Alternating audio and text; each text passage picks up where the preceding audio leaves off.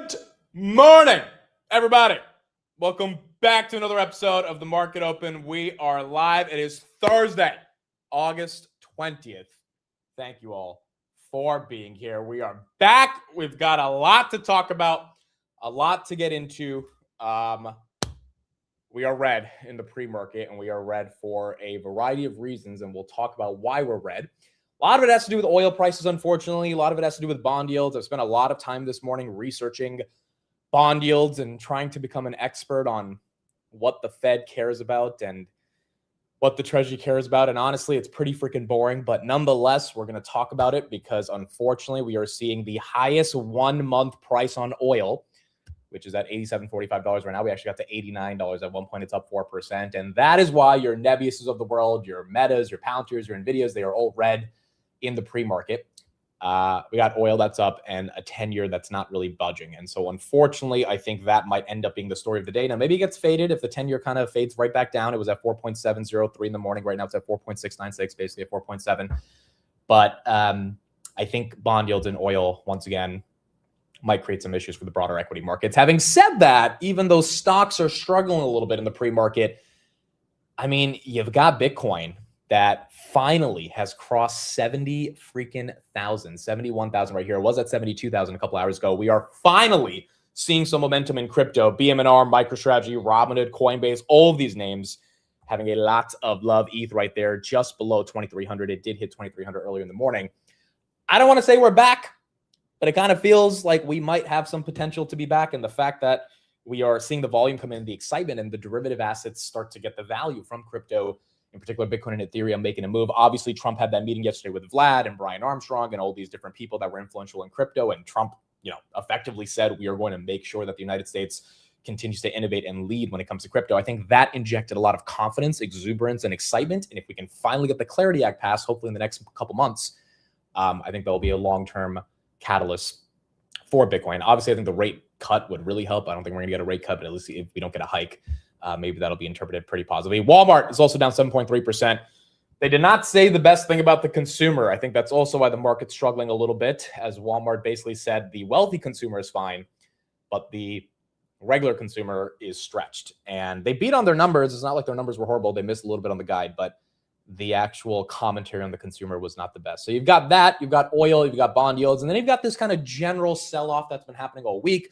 S&P 500 has really been immune to it, but different sectors like the semis have been getting hit a bit more. S&P right there down about 0.47%, recovered 50% of what we lost on Monday, yesterday.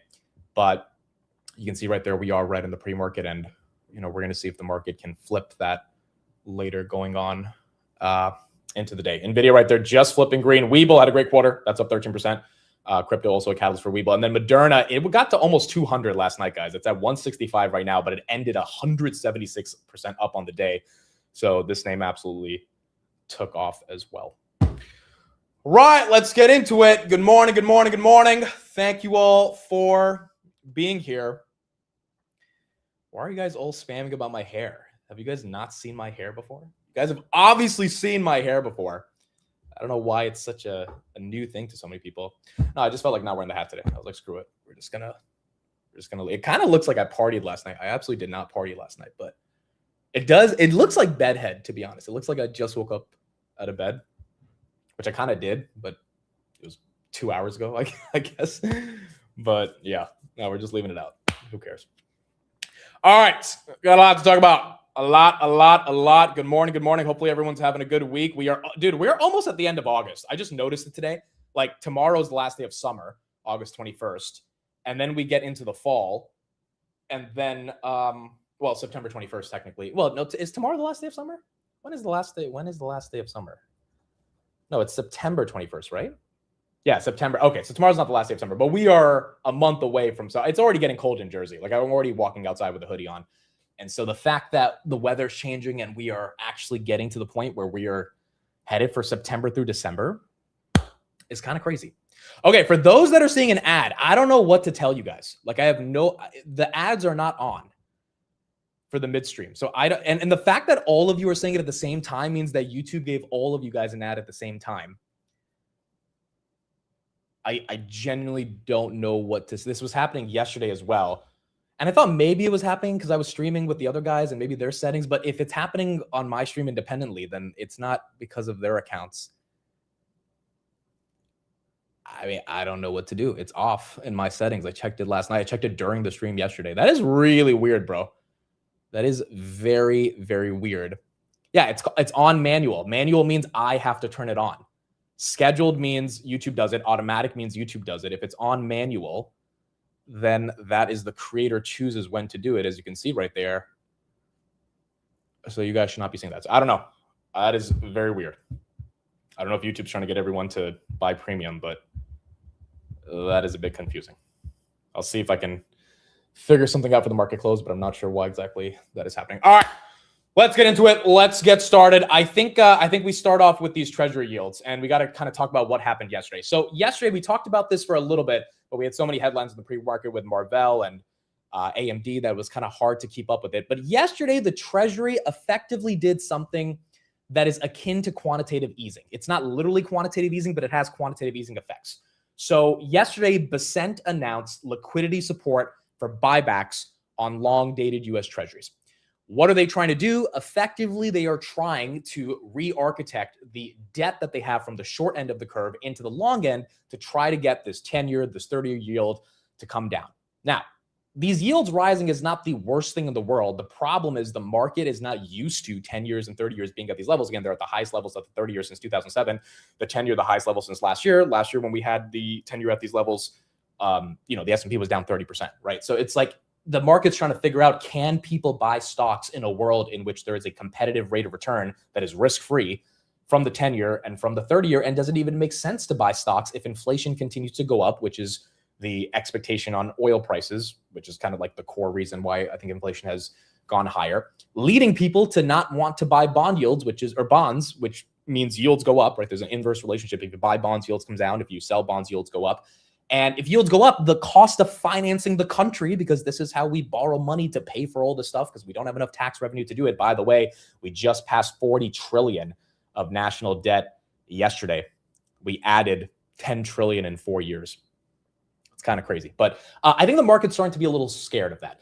And because the market is getting afraid of that, that is why you're seeing not only oil prices go up based on some of the stuff that Trump said yesterday, but also you're starting to see stocks take a little bit of a hit of just like, hey, can we actually meaningfully live in a world in which these bond yields go higher? Here's some analysis from one of the big banks. I thought they kind of did a good job kind of explaining this, but I think the broader issue today, you might be asking, well, okay, this sounds like a good thing. At least they're trying to get rid of some of the long-term debt or refinance it.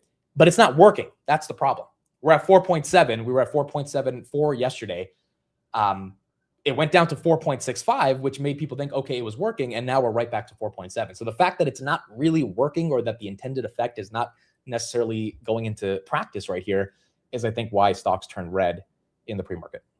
When the Treasury wants to make a change, either to their issuance program or their buyback program, they're going to make that announcement at a quarterly refunding. We just had a quarterly refunding in August. We don't have another one until November. So no one was coming in and saying, this is something that was on our bingo cards. Now, that being said, there has been a lot of talk over the last few weeks about what could possibly stabilize the long end of the yield curve. Because everyone's watching the 30-year go to 533. Again, not that the 30-year is like the most important thing in the world, but it just tells you where, things are getting a little illiquid. Right, exactly. And so I would say, so the way that these buybacks work is there's really two purposes that have been stated: cash management and liquidity support. This was under the guise of liquidity support, but really we weren't seeing a lot of liquidity issues within the bond market. We're seeing a material repricing higher in long end yield that's been happening, I would say, fairly gradually over a number of weeks and months, not necessarily liquidity concerns. People just don't want to own it at these levels. What it signals is that the Treasury is looking at the yield level. Right. That's obviously what is influencing that decision. So I think what we need to do is we need to think about what got us to these yield levels and what could the catalyst be to stabilize yields, and will this announcement from the Treasury be enough to stabilize yields? As it relates to what drove us here, I don't think that it should be lost on people that what really started. that aggressive. It doesn't help when we pass 40 trillion in debt, and a lot of bonds are correlated with the amount of debt that we have, at least the perception of them. And then you also have oil rising the way that it's rising today. I mean, up 4% is no joke, right? It was stuck at 70 last week. Now it's at almost 89. So that kind of is the reason why we're in this dilemma. And unfortunately, whatever Bessent did yesterday, it's just not having an impact to great confidence coming back to these bond yields.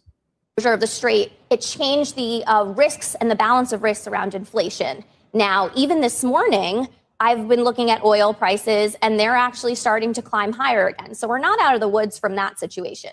The other thing that has changed over the summer is we got a new Fed chair. And this would be a difficult environment for anyone, even if we had continuity in leadership, but we haven't. We have a new Fed chair. The market is still understanding what his reaction function is. And that has also injected a lot of term premium into the market. Now, what do you think there's term premium? So I'm surprised by. So I would say yes for term premium. And there are a couple reasons why. When you look at the repricing, a few things really stand out to me. One, inflation expectations remain extremely well anchored. So this move higher really hasn't been, at least according to the bond market pricing, a fear around runaway inflation. The second thing is the pricing of the terminal rate. So how high the Fed funds rate is going to get in this cycle, that has actually stayed fairly stable. So if the market was really sending a signal that the economy was overheating, the Fed policy rate was in the completely wrong place, I would expect market pricing of the terminal rate to come up a lot. That's why when you eliminate those two things, you get to this term premium type of discussion that we're having. Now, how do you stabilize yields, right? I heard you guys. How would you, by the way, explain what to me? When I think of term premium, I think as people don't want to hold this stuff, as much as they. How would you explain it in sort of lay terms? I mean, I think that's fair. What you're getting at, in essence, is the additional compensation that investors require to hold longer dated bonds.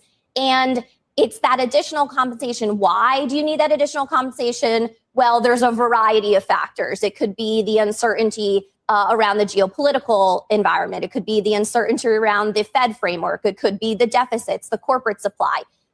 Term premium can incorporate a lot of different things. It's because. And that term premium continues to go higher and higher, right? Which is why these yields keep pumping. So what Bessent tried to do yesterday was basically, hey, let's buy back a lot of these treasuries. Let's create more liquidity, particularly for the 30-year, where some of the liquidity was drying up. And let's give the market confidence that we are going to be on a path to get these yields to come down because we're going to have some of our fiscal policy in order. Unfortunately, you don't have a rate cut coming anytime soon. You have oil prices spike the day after Bessent does this. And he only did like $4 billion worth of it over 2 months, but still it was enough to at least get yields to come down yesterday. And they're right back to where they were yesterday. So now it's kind of just like, was it even effective from a perception perspective? And then oil up 3% the day after. With inflation concerns doesn't really help. Robinhood right there, $100 in the pre-market as Bitcoin continues to go higher. We'll talk about Bitcoin in a second. So yeah, I mean, that's what we've got going on with bond yield. It's not the most exciting stuff, but it is important to understand. And until Bessent or Trump or someone in the administration gets the credit market to feel confident that you can buy yield or you can buy bonds and ultimately we can get a mass aggregation of yields to come down. Again, Japanese yields are also going up just across the entire world. It's been higher and higher. Then I don't know. It just feels like this is going to be an overhang on stocks, and it's going to be one of those things that makes it tougher for the S&P to just kind of explode into that $8,000 range purely based on earnings, because so much of that earnings premium has started to get priced in. Ironically, and this kind of gets us into crypto, I think this might be why crypto's pumping, because I mean, what was the initial thesis on Bitcoin? Our debt is unsustainable. We need a fixed money supply that can't be manipulated. Fiat currency is being debased. Maybe. I mean, maybe this is totally off, but maybe Bitcoin's actually coming back to where it is supposed to come to, which is, an asset that is a hedge against inflation, even though it's not acted like that for a long time. I think more realistically, Bitcoin's getting the premium from the Clarity Act and the excitement around crypto, tokenization, et cetera. But it's also this idea that, hey, if we can't sustain the debt that we're having and we are just seeing yields explode, maybe people are looking for an alternative asset. Ironically, people look to risk on assets in the face of that happening. And that's why Bitcoin, gold, et cetera, have started to maybe make a little bit of a move, but they also might be looking for some safety. And that safety might not be the bonds anymore, which are supposed to be the most safe thing because you just can't promise you're going to get a meaningful rate of return. It might be the asset that's actually more risk on that is antithetical to the concept of fiat currency in and of itself. And maybe that's why Bitcoin's getting some love. This is what Coinbase CEO Brian Armstrong had to say yesterday about the Clarity Act potentially coming through. Again, for those complaining about ads, I literally just checked while that clip was playing. They are on manual. Manual means that the creator has to insert them. If I don't insert them, then they can't be there. The only other two options are automatic and scheduled. Both of those means like every 6 or 12 minutes you get an ad. So I have no idea why you guys are seeing ads in the middle of the stream. I have not had ads on the stream for the past 4 years. I really don't know. I'm going to have to reach out to somebody, but that is very weird that you guys are seeing it today because it's the same settings I've had for the past 4 years. So if this is a different setting now, I have to go into the back end and change something. But yeah, I'm really not sure why that's happening, guys. Hey y'all, Brian Armstrong here. We just left the White House where the president hosted a number of crypto CEOs and finance CEOs to talk about how we make America the crypto capital of the world. His administration has put out tons of improvements. The Genius Act got passed into law. Chair Atkins and Selig have already started publishing clear rules. But the big topic of discussion was the Clarity Act, which is coming up for a vote. A full Senate floor vote, September 15th. It's really important that that got floor time scheduled amongst all the competing priorities. And there was a lot of energy in the room to get it over the finish line. Contact your legislators, go to standwithcrypto.org and let them know how important it is to get clear rules in America and to vote yes on the Clarity Act September 15th. And thank you to President Trump for hosting all of us. We'll keep you updated. September 15th. That is what they're aiming for. I'm putting a chat or a poll in the chat. Do we think crypto is back? Is crypto back? Yes or no? What do we think? I want to say yes, because again, it feels like Bitcoin is bottomed, given every piece of bad news you can imagine has been taking place over the past couple of months. The whole July deleveraging event and Bitcoin barely budged below 61,000. It's basically like a $10,000 candle over the past 2 weeks, which is pretty exceptional. It was like a $7,000 candle yesterday. 64 to 71 in one day. We haven't seen that type of gain in a long time. The highest Bitcoin ETF volume and inflows we also saw yesterday since early May when we were at 80,000. I mean, it's exciting. It's pretty interesting. And, ETH is going to run. If Bitcoin's going to run, a lot of these assets that have kind of been dead for a while are coming back into play. Robinhood, obviously getting some love from Bitcoin, $100. That's up 4.5%. If we get a rate hike, I think it will destroy all the progress that we're seeing in crypto. Ironically, maybe it makes crypto the hedge, which I doubt. But if that were to happen, that would be kind of the true essence of Bitcoin. But if that takes place, then I think, growth stocks and crypto take a breather. I don't think we're going to get that rate hike. If we don't get the rate hike, then it's just a question of when we can get some clarity on this war. Trump yesterday didn't really give that much clarity on what's happening with Iran. He continued to say the same stuff that he's been saying over and over again, which is that, we gave them a deal and it's up to them to accept it. And if they don't accept it, then, that's their problem.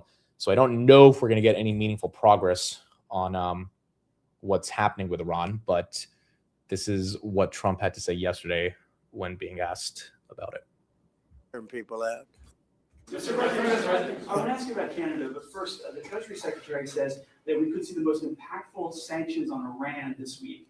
When will they come, and what else could be sanctioned on Iran? Well, we have things that we could sanction. We have very draconian sanctions, and we'll see what happens. Right now, the strait is open.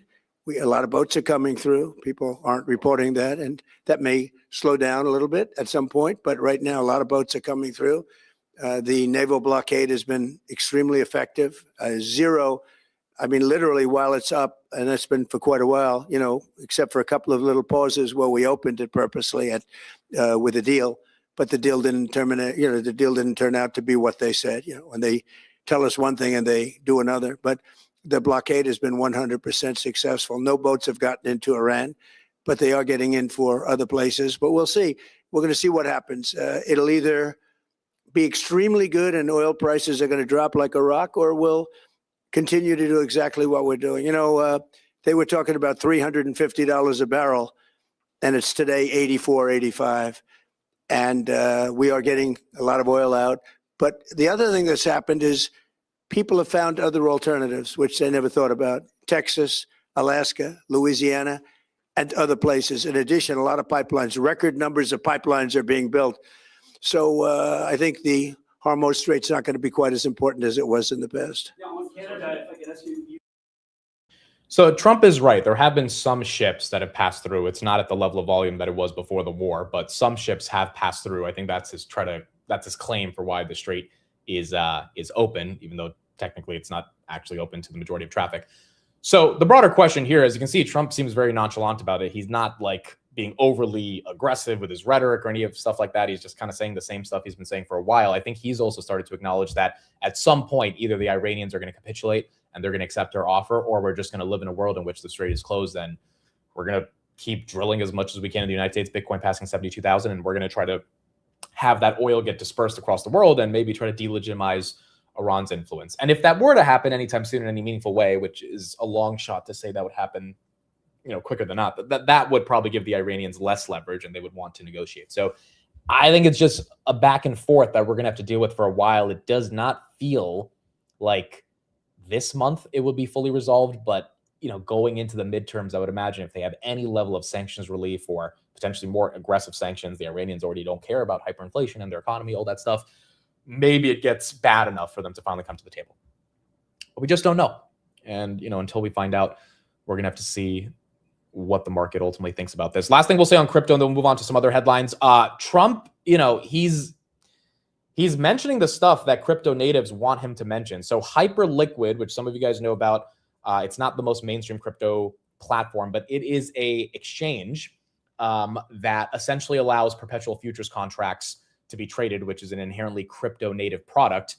It's just like a better version of a call option. They're banned in the United States. Hyperliquid is like the biggest global exchange that allows people to use 10, 15, 20, 30, 50, 100x leverage on pretty much any asset that exists, whether it's NVIDIA, Microsoft, Bitcoin, etc. And Trump actually mentioned them by name yesterday and said, we're working to bring them into the United States. Friends of ours that are on the board, and they'll be here in 2 weeks, I understand. In May, Chairman Selig authorized the first ever true Bitcoin perpetual futures contract on a CFTC registered exchange, first time. I understand that Mike is also working to bring Hyperliquid into the United States in a fully compliant and legal fashion.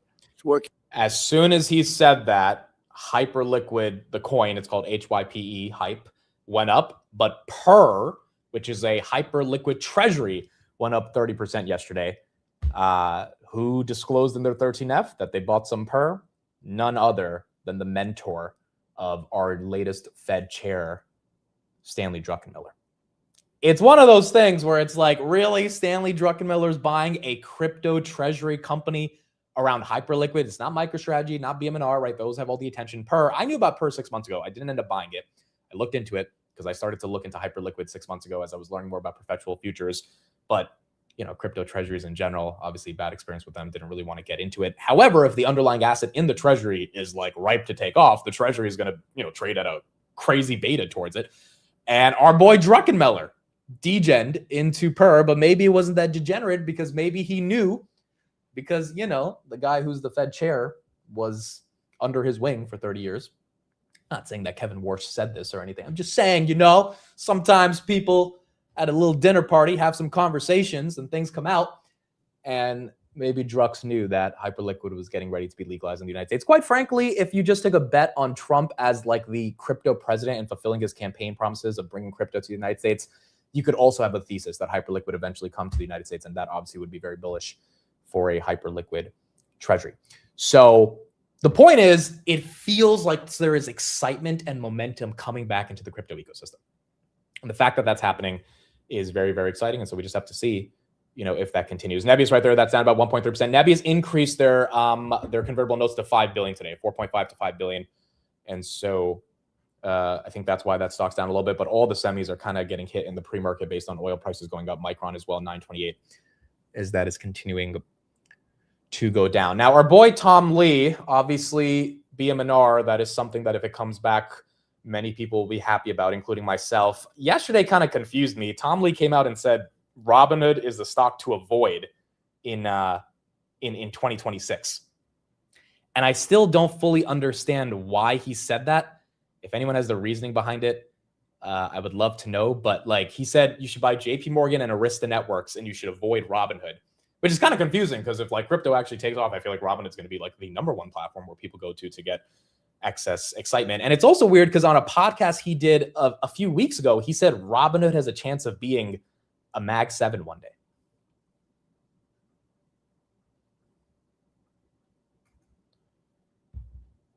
I think it might be $10 trillion just to get into the club. Correct.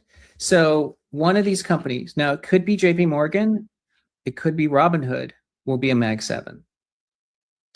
You know, Any others that are on your radar? You could say basically like, hey, Apple has a customer relationship. You know, Google and Meta have a customer relationship. So it's weird, right? It's a little weird because it's like, okay, hold on. Why is he saying avoid Robinhood in 2026? I'm like, I don't really care. Like, it is what it is, right? It's not that big of a deal. It's just, I don't understand his logic behind avoiding it. And then he says 2 weeks before that podcast or before that statement that he came out with yesterday, Robinhood could be a Mag 7. Now, maybe he's saying, look, it's not going to happen in 2026. I think long-term it's bullish, but I wonder what he knows about Hood for 2026, because I'm also wondering, because Hood's been depressed all year. Obviously, the valuation is up there, but the growth has been amazing, and trading volumes have been massive, and crypto's coming back. So I would imagine you're getting a kind of perfect storm where, you know, they crushed it in the World Cup with prediction markets, got the NBA, NFL season starting. I'm trying to figure out what bear case he's looking at to say buy JP Morgan over Hood, which JP Morgan might well perform Hood for the next 5 months in 2026. It was just a bit confusing. It was just a bit confusing to kind of hear that. So I'm not sure exactly what the take is on that, but yeah, he is saying to avoid Robinhood for the rest of 2026. And then obviously if Bitcoin and ETH come back, you could see some more momentum across a variety of those different assets that we have. Rocket Lab just took on their launch 7 minutes into the launch. June is saying it's successful. That is great for the lab of rockets, 7474. Unfortunately, Rocket Lab has been stuck, and that leads us into some of these other headlines. So SpaceX is down about 2%. There are 310 million shares that are being unlocked today for SpaceX. So this is something I think a lot of people forgot about, including myself. I didn't even realize this morning that was going to happen. But 319 million shares are eligible for trading this morning. That could put some pressure on SpaceX potentially. That could also put some pressure on the other space stocks that, I mean, I look at these charts every day. Rocket Lab is a stock I tend to trade more often. And I mean, dude, SpaceX goes down, Rocket Lab goes down, it flips. It's like it's so weird because before SpaceX was public, you know, the space names traded with their own set of algorithms. Now there's this like proxy that you have to hold the space names accountable to. Same thing with Robinhood and Bitcoin 5 months ago when Robinhood was stuck at like 60, 70, like every little tick with Bitcoin, it would go up or down with. Then it kind of diverged. Now it's, you know, now that Bitcoin's breaking out, it's starting to break out a little bit more as well. So it's not fully diverged, but it did for a good 2 months when Bitcoin was stuck. Robinhood was up 40%. And so it's one of those things where I wonder when the space names diverge from SpaceX, but almost every day they're kind of in that same route. And it's not one-to-one, but I'm telling you, if you look at the charts and just like see how they work throughout the entire day, they start to move with each other. So if SpaceX gets hit, then, you know, maybe Rocket Lab and some of the other names could also potentially get hit. What do you think about Coinbase versus Hood? I've always been on the side of Hood just because I think it's a more diversified business model that can actually have, you know, different streams of revenue. However, Coinbase will be higher beta to Bitcoin, and if Bitcoin really takes off, Coinbase probably outperforms. I think Coinbase's multiple also isn't as aggressive as Hood's, but Hood's growth is like just astronomically better than Coinbase, simply because they have more services, right? They're a full suite of financial products, not just crypto. Coinbase, right, they're up 5.9%. It was up 9% yesterday, so you're seeing a lot of that momentum come back into some of these broader crypto names. Do you think he's afraid that Hood is a major threat to BM&R and crypto-reliant companies? No, I think people on Hood buying Ethereum helps BM&R. Right? Like if you have more people on Hood that are buying ETH, yeah, Robinhood makes money on the transaction fees, but Tom Lee really needs ETH to go up for Bitmine to go up. So I that's why it was confusing, because, you know, he's been such a fan of tokenization and this whole super cycle that Vlad's been talking about. Robinhood is literally building on a layer 2 for Ethereum, which is once again helping Bitmine, which is buying up a crap ton of Ethereum. So it was kind of just confusing the way he articulated it, because I would imagine all of these names kind of in the same sector would do well. But nonetheless, he said that's a stock to avoid for 2026. Walmart, they had a good earnings, but the market doesn't like it. And that's particularly because Walmart said the consumer is stretched. Walmart said higher gas prices are a concern. And Walmart had its slowest U.S. sales growth in over 6 years. The market thought there would be 3.4% sales growth. Walmart ended up coming in at 2.6%. It is something to take a look at. I mean, this is not growth deacceleration that we have seen in over 6 years for Walmart. We keep seeing all this data from other companies that the consumer's healthy, Starbucks, American Express, Uber saying the consumer's okay. Then you have this consumer confident data that went the opposite direction last Friday. Retail sales missed by about 800 basis points. So you start wondering, like, is the consumer actually okay? Because Walmart is the place where consumers are supposed to be okay. Like, Walmart is not the most expensive place in the world to shop for anything. I mean, Walmart did 190 billion of revenue. They brought 5.9 billion of that to the bottom line. I mean, you're talking about a company that does not have the best margins in the world. And that's because, they eat so much of that cost, even with the rising price of inflation. So if consumers are a little bit more tapped out, initial jobless claims, Street wanted 210, came in at 206. So nothing super concerning right there, but you did have 206,000 people file for unemployment, a little bit lower than expected. If that ends up becoming a concern, it's good for interest rates to come down because the market will say we need to protect the labor market. But if it ends up hurting earnings, which again, I think earnings are more rooted in CapEx than anything, do earnings start to be judged based on the consumer like it was 3 years ago? Because right now it seems like all earnings are basically a proxy for what's happening with CapEx. So, maybe the consumer starts to matter, but if they don't, I think the market continues its grind up. If it does, and those Walmart earnings might be a little bit of a preview of saying, hey, the consumer is not perfect. But then you had Estee Lauder that had great earnings yesterday. That's all based on the consumer, and Elf had great earnings. So it's kind of confusing. It's like, okay, so people can buy lipstick, but they can't buy basic goods. Like, what exactly is going on? From Trump's perspective, what would fix this is just bringing rates down. And this is what he said yesterday around interest rates. Well, I think it is, but I mean, it's very sad. Every time we do great, we announce great numbers, the interest rates go up. And they go up because they want to stop inflation. They should go down because the country's strong. I see countries like Switzerland where they're the number one lowest interest rates, 0.5%, and we pay 3.5%. And yet, if we stop doing business, for instance, I have the absolute right to cut off all business with a country like Switzerland, like anything. So why are they prime if I can cut off the business and they are no longer functional? And yet they're considered to be like an elite country. And I don't want to single them out because there's 60 countries like that. They live off the United States. So why are we paying higher interest rates than them? In the old days, we used to pay the lowest interest rate, no matter how we were doing, because we sort of generate for the whole world. And I want to see it where interest rate, and I have to tell you, we have a wonderful chairman. I think he's doing a great job. The problem is he has a board, and it's a political board.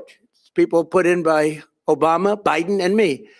And there are quite a few members still left, as you understand. And so they vote to raise interest rates. I don't know if they're doing it because they think they're doing a good thing or because they like the politics of it. But my point is, years ago, 25 years ago, when the country announced good numbers, interest rates went down because we had a stronger country.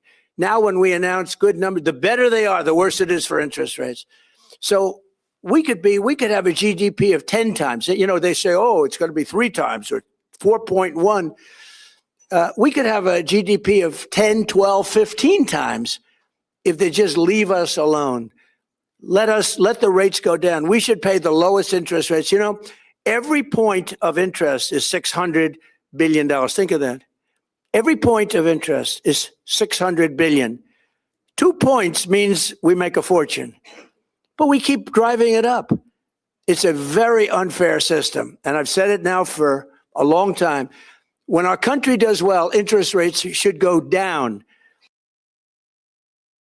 So, again, Trump is not happy about what's going on with interest rates, and he hasn't been happy for a long time. But the broader question is, his war in Iran is part of the reason we can't bring these rates down.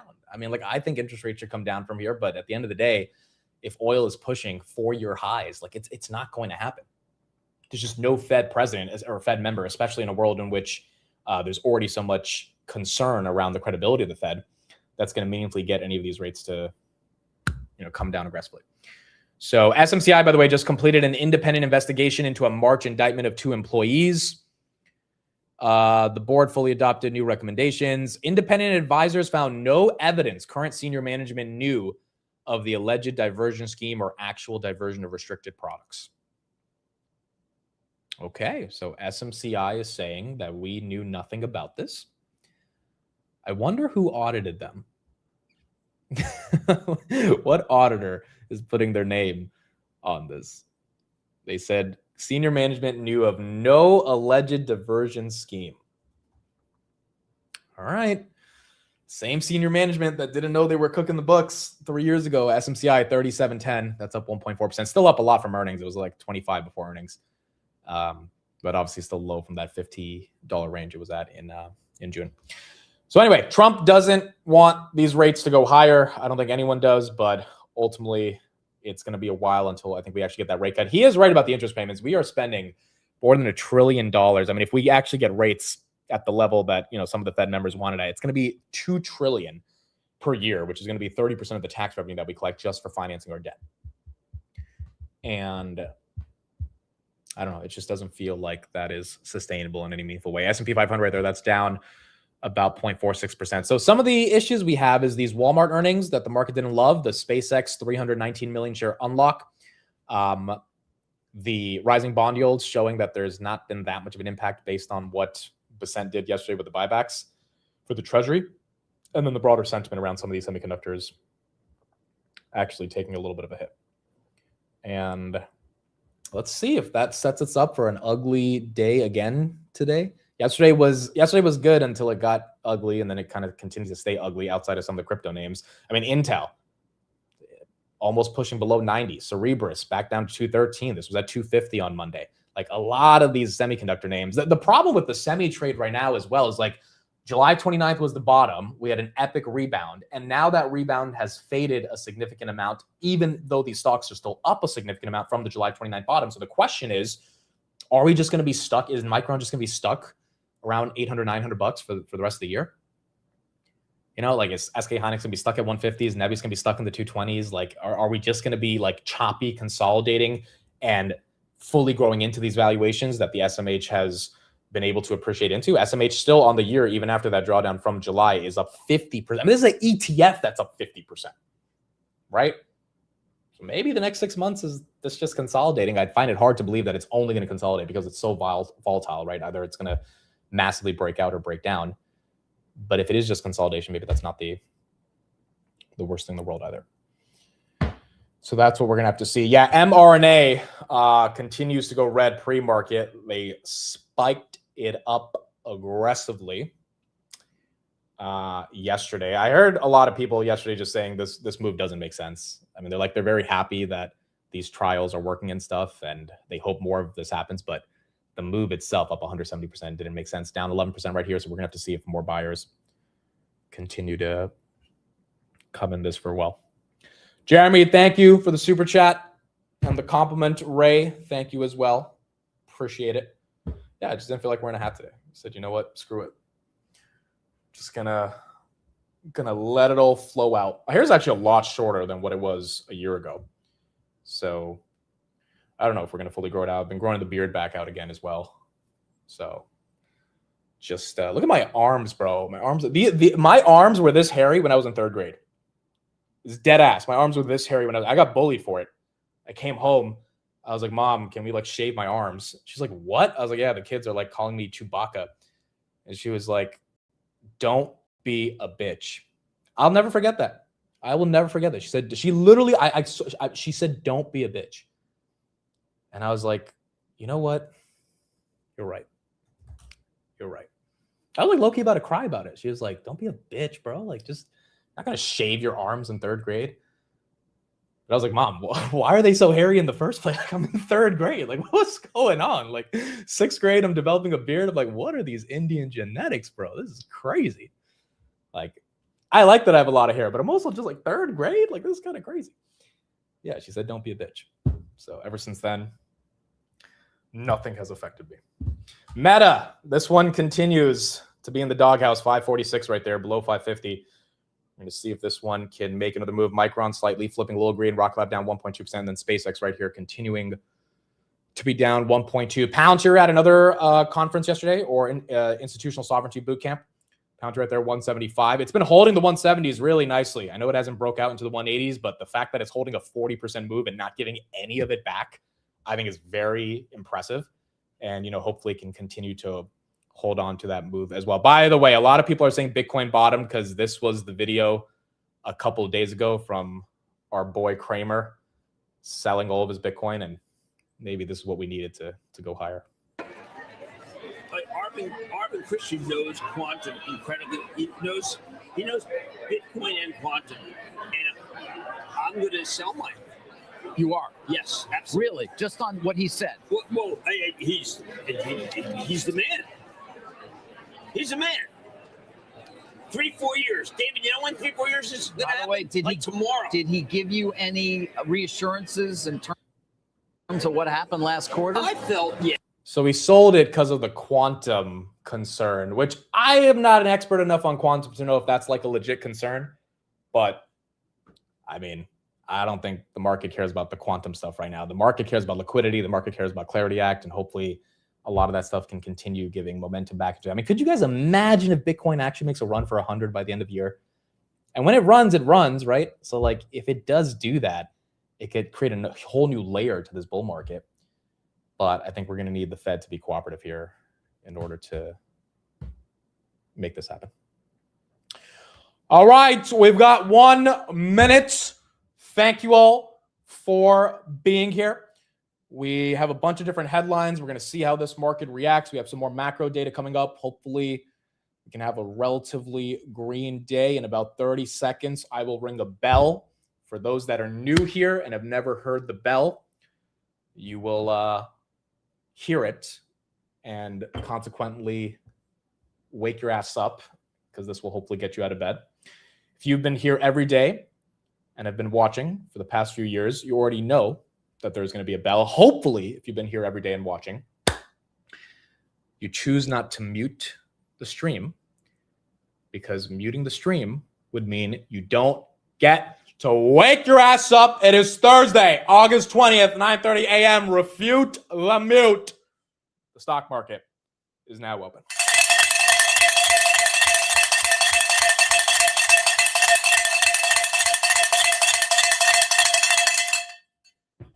Someone said, is the bell hairy? That's crazy. That's actually crazy. All right. Wake your asses up. Let's get into it. Robinhood opens up at 100.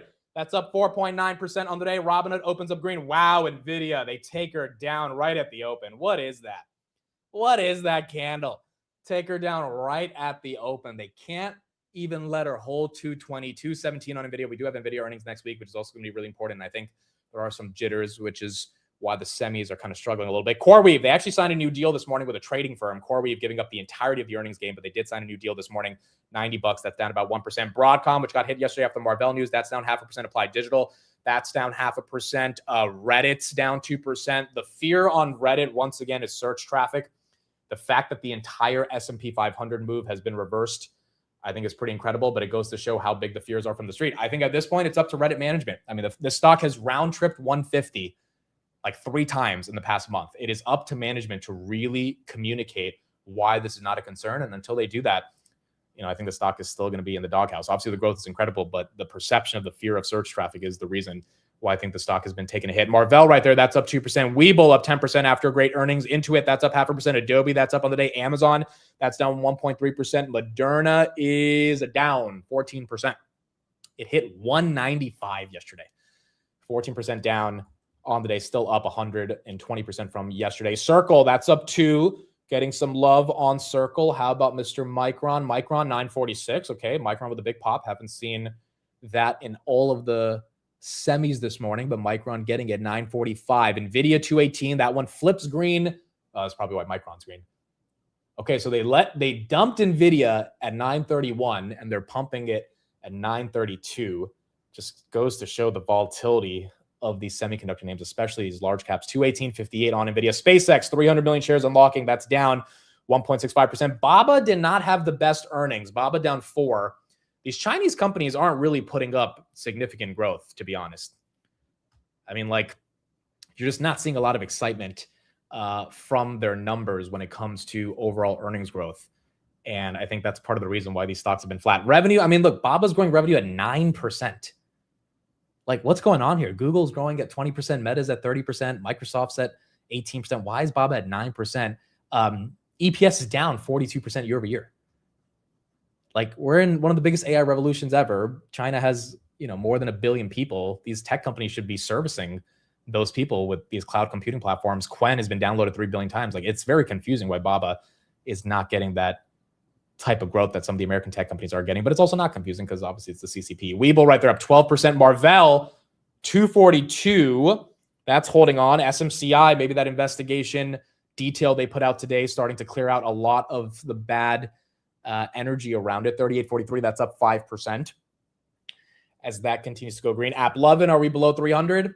Not yet. 311. We are very close. Street's not letting it go below 300 yet. Walmart is down 8.7%, largest one-day decline since July of 22. You can't even really blame Walmart's execution. Walmart's not a company where it's purely execution-based because they're not a tech company. It's really a company based on commodity pricing, inflation pricing, and then once again, the health of the consumer. So it's not a good thing to see this down 8% unless there's something deeper around how they messed up in certain areas of growth that were in their control. But a lot of time, the only thing they control is prices. And if prices go down, the margins go down. If consumers aren't willing to buy even after prices go down, that's a consumer issue versus a Walmart issue. So that stock down 7%. Walmart year to date, I don't think it's been the best year. Year to date, 6%. Including today's decline. Intel right there, that's down 1.5% as your semis are selectively going up or down. Apple, of course, is going up as the rest of these high speculative beta names are going down. 319 on Mr. Apple. The Micron CEO is going to be live in a bit. Once he goes live, I will turn him on. I do not see him live yet. Besant's also, we haven't heard from Besant in a minute. I miss Besant. I'm going to be curious to see how he articulates this Treasury buyback that that the Treasury is engaging in now for increasing liquidity around bonds. Rocket Lab 73.76.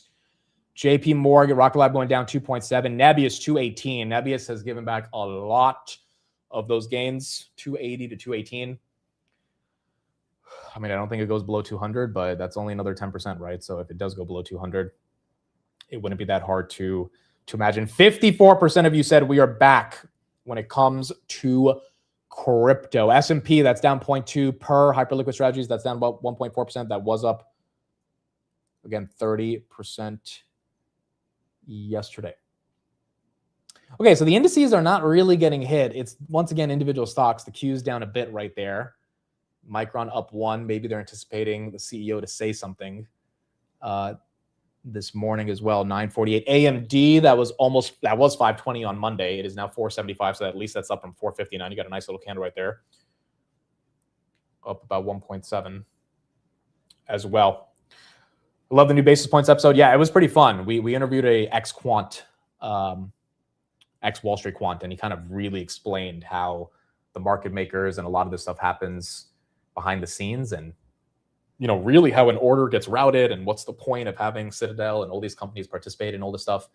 Some stuff that's good, some stuff that's bad, but I thought it was a very interesting discussion. SK Hynix 164, that is also up 6% on the day. Volume once again, 9:30 to 10:30 is supposed to be where the volume comes in.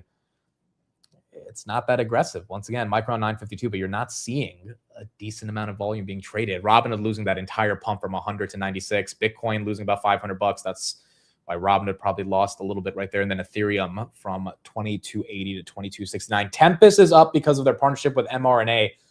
The street seems to really like it. I mean, it was up 15% yesterday, up another 7% today. Obviously, there's good sentiment around what mRNA announced yesterday. So what Moderna announced. So Tempest partnering with them probably gets the market to be excited, along with healthcare and AI being kind of the most obvious beneficiary from all this AI innovation, drug discovery. UNH back up to 388. So you're seeing healthcare get a little bit more love. Oklo is 42.50. That's down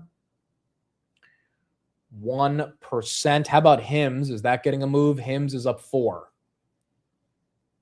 HIMS is up 4. It was basically at this level before the earnings came out, and now it's kind of recovering back to that area again. Micron CEO will be live. He's not live yet. As soon as he's live, we'll go to him and we will see what he's saying. There was a report out by Bloomberg today, which is interesting. Meta is now spending hundreds of millions of dollars a year on Microsoft Azure AI services, making it one of the largest Microsoft customers.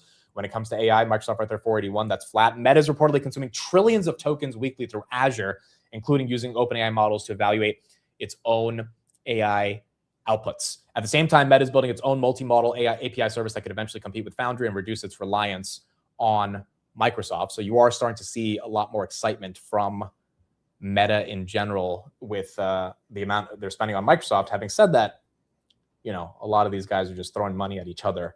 And I think the market is more concerned if Meta could create its own external compute business like Microsoft has to sell to other people. Meta right there, 547, as that continues to slightly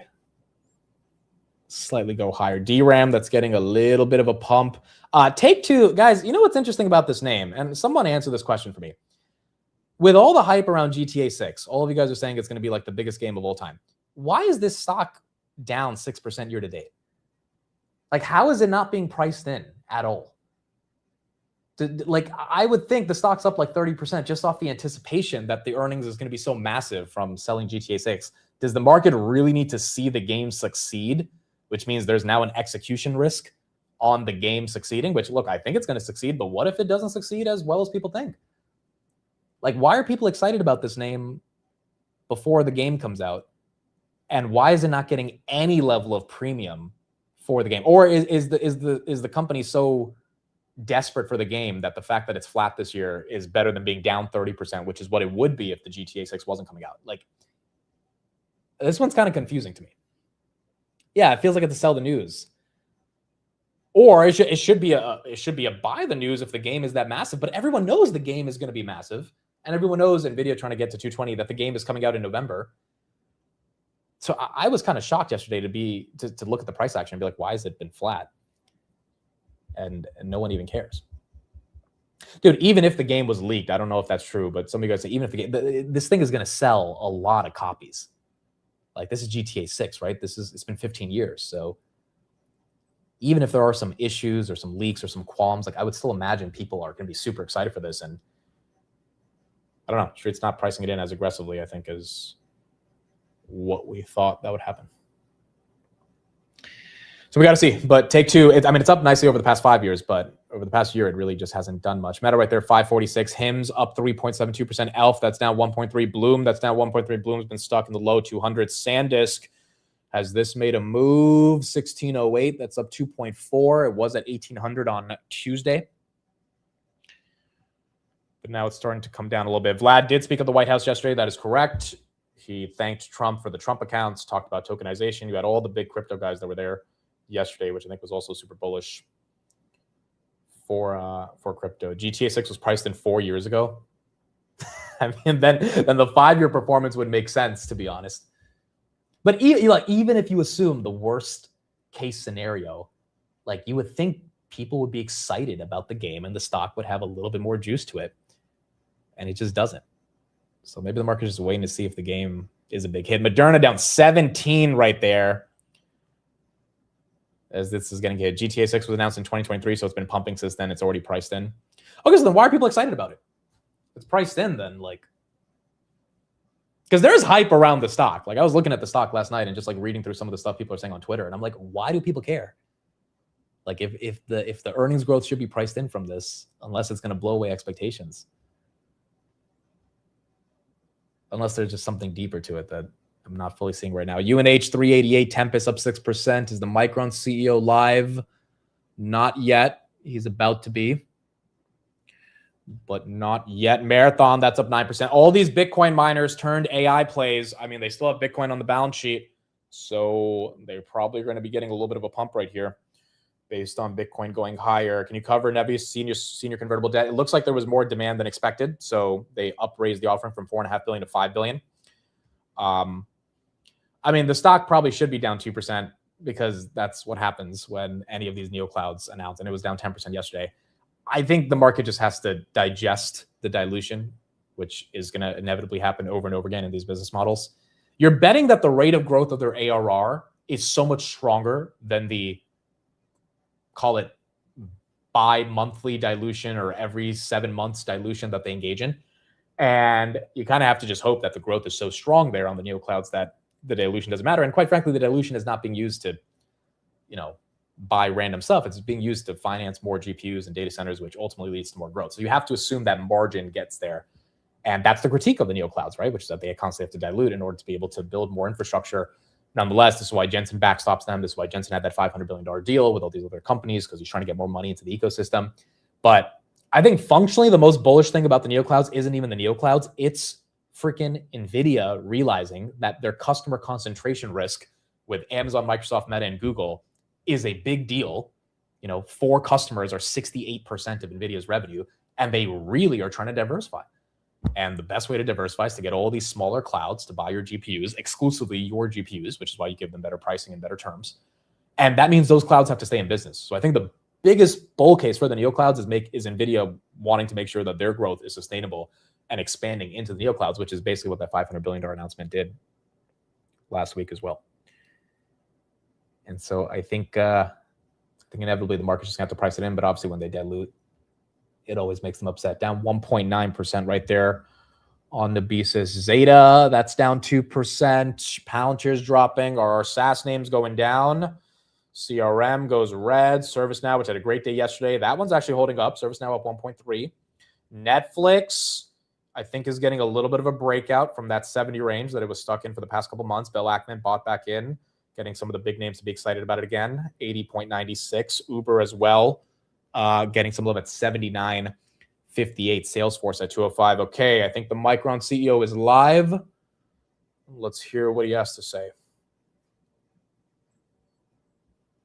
Important because memory is strategic infrastructure of AI.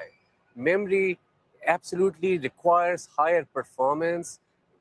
AI needs greater amount of memory, faster memory, lower power memory for AI to get smarter. Memory is the intelligence. So we're going to bring here, through Micron Research Labs, $10 billion investment from Micron, bringing together our customers, universities, startups, ecosystem partners, and of course, Micron researchers and scientists to drive research in materials, semiconductors, memory, compute, how to bring them together and to drive innovation for the next era. I think for people at home, we've got to get them to understand the memory. They say, oh, well, what is that? The cortex? Where's that? No, when we think memory, what we're talking about is a specific type of chip that frankly had been the stepchild both to the CPU and to the GPU, CPU being the old days Intel and AMD, GPU, of course, Jensen Huang. Why is memory now elevated? Why do we care so much about memory versus those other life forms that we always thought were superior? Memory is no longer a component in a system. Memory is the strategic infrastructure for AI. It's no longer a commodity, it is a high value. This is enabling value for our customers. Without memory, you cannot make AI smarter. You cannot make AI faster. You cannot scale up AI. AI is advancing. A lot of context is getting generated. All of that context has to be stored, has to be processed through memory. So AI is driving a whole hierarchy of memory requirements, from high bandwidth memory to DRAM to SSDs. And this is the exciting era for memory and critical need that all AI systems have. I would argue it's an exciting period for the United States because you never gave up. You always thought that we could be great. We have to compete against Japan. We have to compete against Korea. And by the way, we know that SK Hynix, Samsung are incredible. Why didn't your company give up on this country? Everybody else seemed to have moved overseas. Micron started right here in Boise nearly 50 years ago. We are the innovators. We have 62,000 plus patents today. And of course, we have believed in the vision for memory. We say memory, our vision will accelerate intelligence to enrich life for all. You are absolutely correct that even in the deep downturn of 2023, Micron was investing in leading edge research. Today, you see the benefits. We have the best technology and product portfolio in the industry. We were making investments of $10 billion in our, in our R&D and CapEx to drive in manufacturing. Well, I want people to understand that it's a $10 billion Micron Research Lab, unlike anything we've ever had, and it is going to be located here. Research lab will be located here. It will have satellite campuses around the globe where Micron has R&D operations as well. And absolutely, we are going to be having groundbreaking for that next year. And Micron Research Lab is really going to be driving America's leadership in semiconductor and memory technology. I believe it. I believe it. That's why we are here. And Sanjay Mehrotra, thank you so much. Back to you, Carl. Jim, appreciate that. You can watch a lot more with Jim and Mehrotra tonight on Mad Money at 6 p.m. Okay, so we're not really hearing anything too different from Micron CEO. Bitcoin taking a little bit of a tumble right there, 71.4. I mean, what you're pretty much hearing is the same argument that memory is not a commodity. Wow. Damn, that thing dumped during the entire interview. 954 to 936. I mean, yeah, I guess that's what you got from Sanjay. He didn't say anything that was different. He didn't announce anything that was different, so I would imagine the street's not going to be excited. Did I say Matt Money? If I said Matt Money, I meant to say, or did they on CNBC say Matt Money?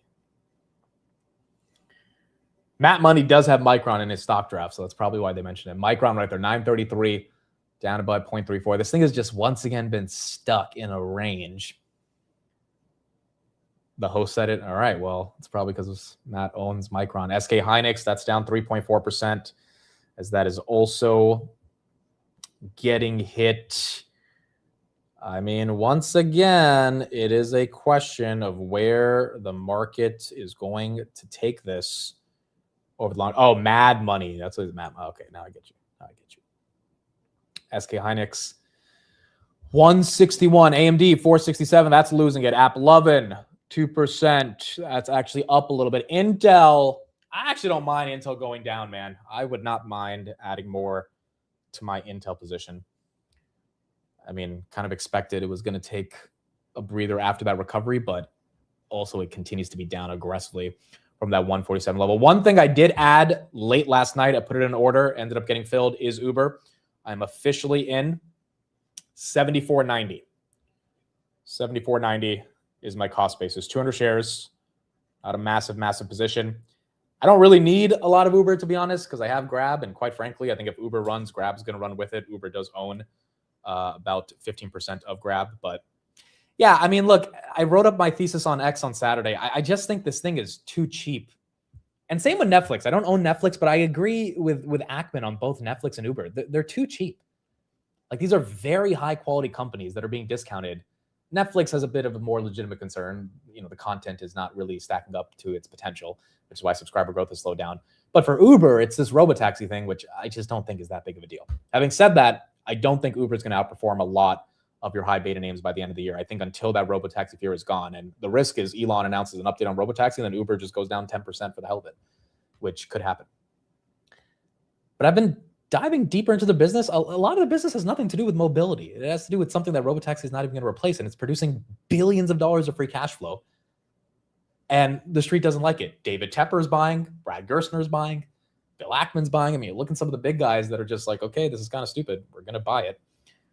And I think eventually it gets its breakout. Broadcom right there, 363. That continues to go green. Intel still red. Vistra, this one got a lot of buys in 13F as well. My average price on Intel is 99.60. So down on Intel, but part of the reason I didn't buy a full position at 99 was for this moment. So let's see if we can get it back into the 80s. And DCA, Palo Alto, the cybersecurity names took an ugly hit yesterday. And I didn't really see the headline for why, but it's continuing. I think the big headline, which is not really a headline, is the valuation on the cybersecurity names doesn't make sense. It just doesn't. Like, it really, these guys are growing less than 30%. The multiples that they're getting on their next 12 months growth, as important as Mythos is, like the growth in the cybersecurity companies is not living up to all the hype that we keep hearing from these CEOs about Mythos and getting hacked and all this stuff. So really, I think it's just perception that you need cyber in the portfolio. That's why it's getting bought versus the earnings being the most exciting. SpaceX under 135. You got 310 million shares getting unlocked today. Maybe some selling pressure right there, down 3.8%. Tanner made a good point yesterday. Like, if you believe SemiAnalysis's argument around SpaceX getting to 500 billion in ARR, why would you not just buy more NVIDIA? Elon explicitly said we have an exclusive relationship with NVIDIA. That 500 billion of ARR is only going to happen if they have like a massive amount of GPUs to license to whatever new NeoCloud partners that SemiAnalysis thinks they can do, that SpaceX can do that for. So it's like we're already being pretty aggressive, assuming 500 billion in ARR. Again, Elon said $1 trillion by 2029. Maybe it happens, maybe it doesn't. But you already have that aggressive assumption. If you're going to go that aggressive, wouldn't you want to invest in the company that's selling the GPUs at a 75% margin versus a company like SpaceX that then has to resell them? Like, so even if you take the super bull case on SpaceX, NVIDIA seems like the buy because Elon said we're exclusively buying from NVIDIA. Unless there's a different premium that enters into the conversation via Starlink, which, you know, Starlink is fine, but I don't know. I don't think people are, you know, assuming $500 trillion of revenue because of Starlink. I don't think Elon's doing it. Elon's doing it because of the NeoCloud business. Nebius getting wrecked right here. Okay, so Couch had some good analysis as well on Nebius. Let me pull this up. This is what he posted today. Again, he's been early in the stock for a long time. The old notes already represented 15.5 million potential shares. 98% of that dilution was already reflected in the fully diluted share count. In return, Nebius wiped off 800 million off the balance sheet and saved 20 million a year in cash interest. Effective conversion prices are set between 344 and 405 a share. Obviously, if you own Nebius and the shares convert at 405 or 350, you'll probably be very happy. Future dilution only triggers if the stock rallies massively from here. Yes, if the stock stays flat for years, the accretion penalty at maturity will hurt. This is less about short-term share count bloat and more about who can fund the AI cloud infrastructure race at scale. I think it's a very, very strong point of analysis here. Basically, Couch is saying, look, if the stock is flat for the next couple of years, when it converts, when all this new 5 billion of convertible notes actually convert in 2030, 2032, it's going to be very ugly for shareholders because in order for it to convert at a high price and for shareholders to get a benefit of that, the stock needs to be at a higher price. But if Nebius uses this money in the short term to massively grow, which is the whole reason why they're raising this capital and trying to get that ARR up into the $20, $30 billion range, then the stock price should go up and then the conversion shouldn't necessarily be that big of a deal. It's almost, you know, to an extent, it's like what Saylor's doing with Bitcoin. The difference is the conversion that you're getting on the MicroStrategy stock in the future is all contingent on Bitcoin, because if Bitcoin goes up, MSTR goes up. If Bitcoin goes down, MSTR goes down at a beta compared to the underlying asset. For Nebius, it has nothing to do with Bitcoin. It has everything to do with their execution of penetrating this TAM that is growing day by day around AI and compute. And so that's the bet on the NeoClouds. But obviously that bet is going to require a lot more compute and a lot more capital in order for them to execute. Nebius right there down 3.5%. NVIDIA 217. That one is basically flat on the day. Jersey Mike's. What's the ticker for that again? We have not looked at this IPO. JMKE. It's up 1%. I think they IPO'd around this price. So this one hasn't really changed. Oil, are we still spiking? We were at 87 in the morning. We're at 86.64. Basent's going to be on in an hour. So we'll hear from what Basent has to say at around 11. I'm very curious how he's going to try to get the bond market to calm down, because they are screaming right now. This 10-year continues to be at 4.7, and it's not really slowing down. At least the dollar is at a 3-month low, but the dollar being low while the 10-year is up is not really the best situation right now at this moment. Wow, SpaceX down 4%. I wonder if we lose 130. Yeah, I mean, why, look at this candle down. Like, this just looks like people selling, like employees selling. There's no catalyst on SpaceX. Rocket Lab just had a successful launch. Like, I mean, maybe you could say the semis are falling, SpaceX is trading with that, but it just feels like people dumping because they finally got access to be able to dump. And still, SpaceX is way above where it was like 3 weeks ago when it was in the low 100s. So it's still up a lot since then. So there's plenty of buyers for these shares. But it was, you know, touching 150 a couple of days ago. So we got to see if that actually can continue. Yeah, Nikita dumping. Dude, the fact that he left as the head of Twitter the day before the unlock was available, Hyperliquid Strategies per, that's up 7% today. It did feel like he wanted to sell and take some profits here. Walmart down 9, dude. Goodness. Walmart is almost $1 trillion market cap, by the way. Before this, it was pushing 950 billion. Right now, it's at 820 billion. But that's down. Reddit also getting just demolished, 147, still down 2%. I have not looked into Figure. Roy likes them a lot. They basically, correct me if I'm wrong, they give you a HELOC using crypto as collateral, right? Like that's kind of their core pitch, is that they are using, you can borrow against your crypto assets. And like that's the pitch. I don't know much about the business model. I know Roy really likes them. I've just never looked into it. But in a world in which crypto goes up, I would imagine this is also going to benefit because your collateral value goes higher. And so maybe that's part of the reason why it's also getting some love, up 2.4% right now. BMNR 2153.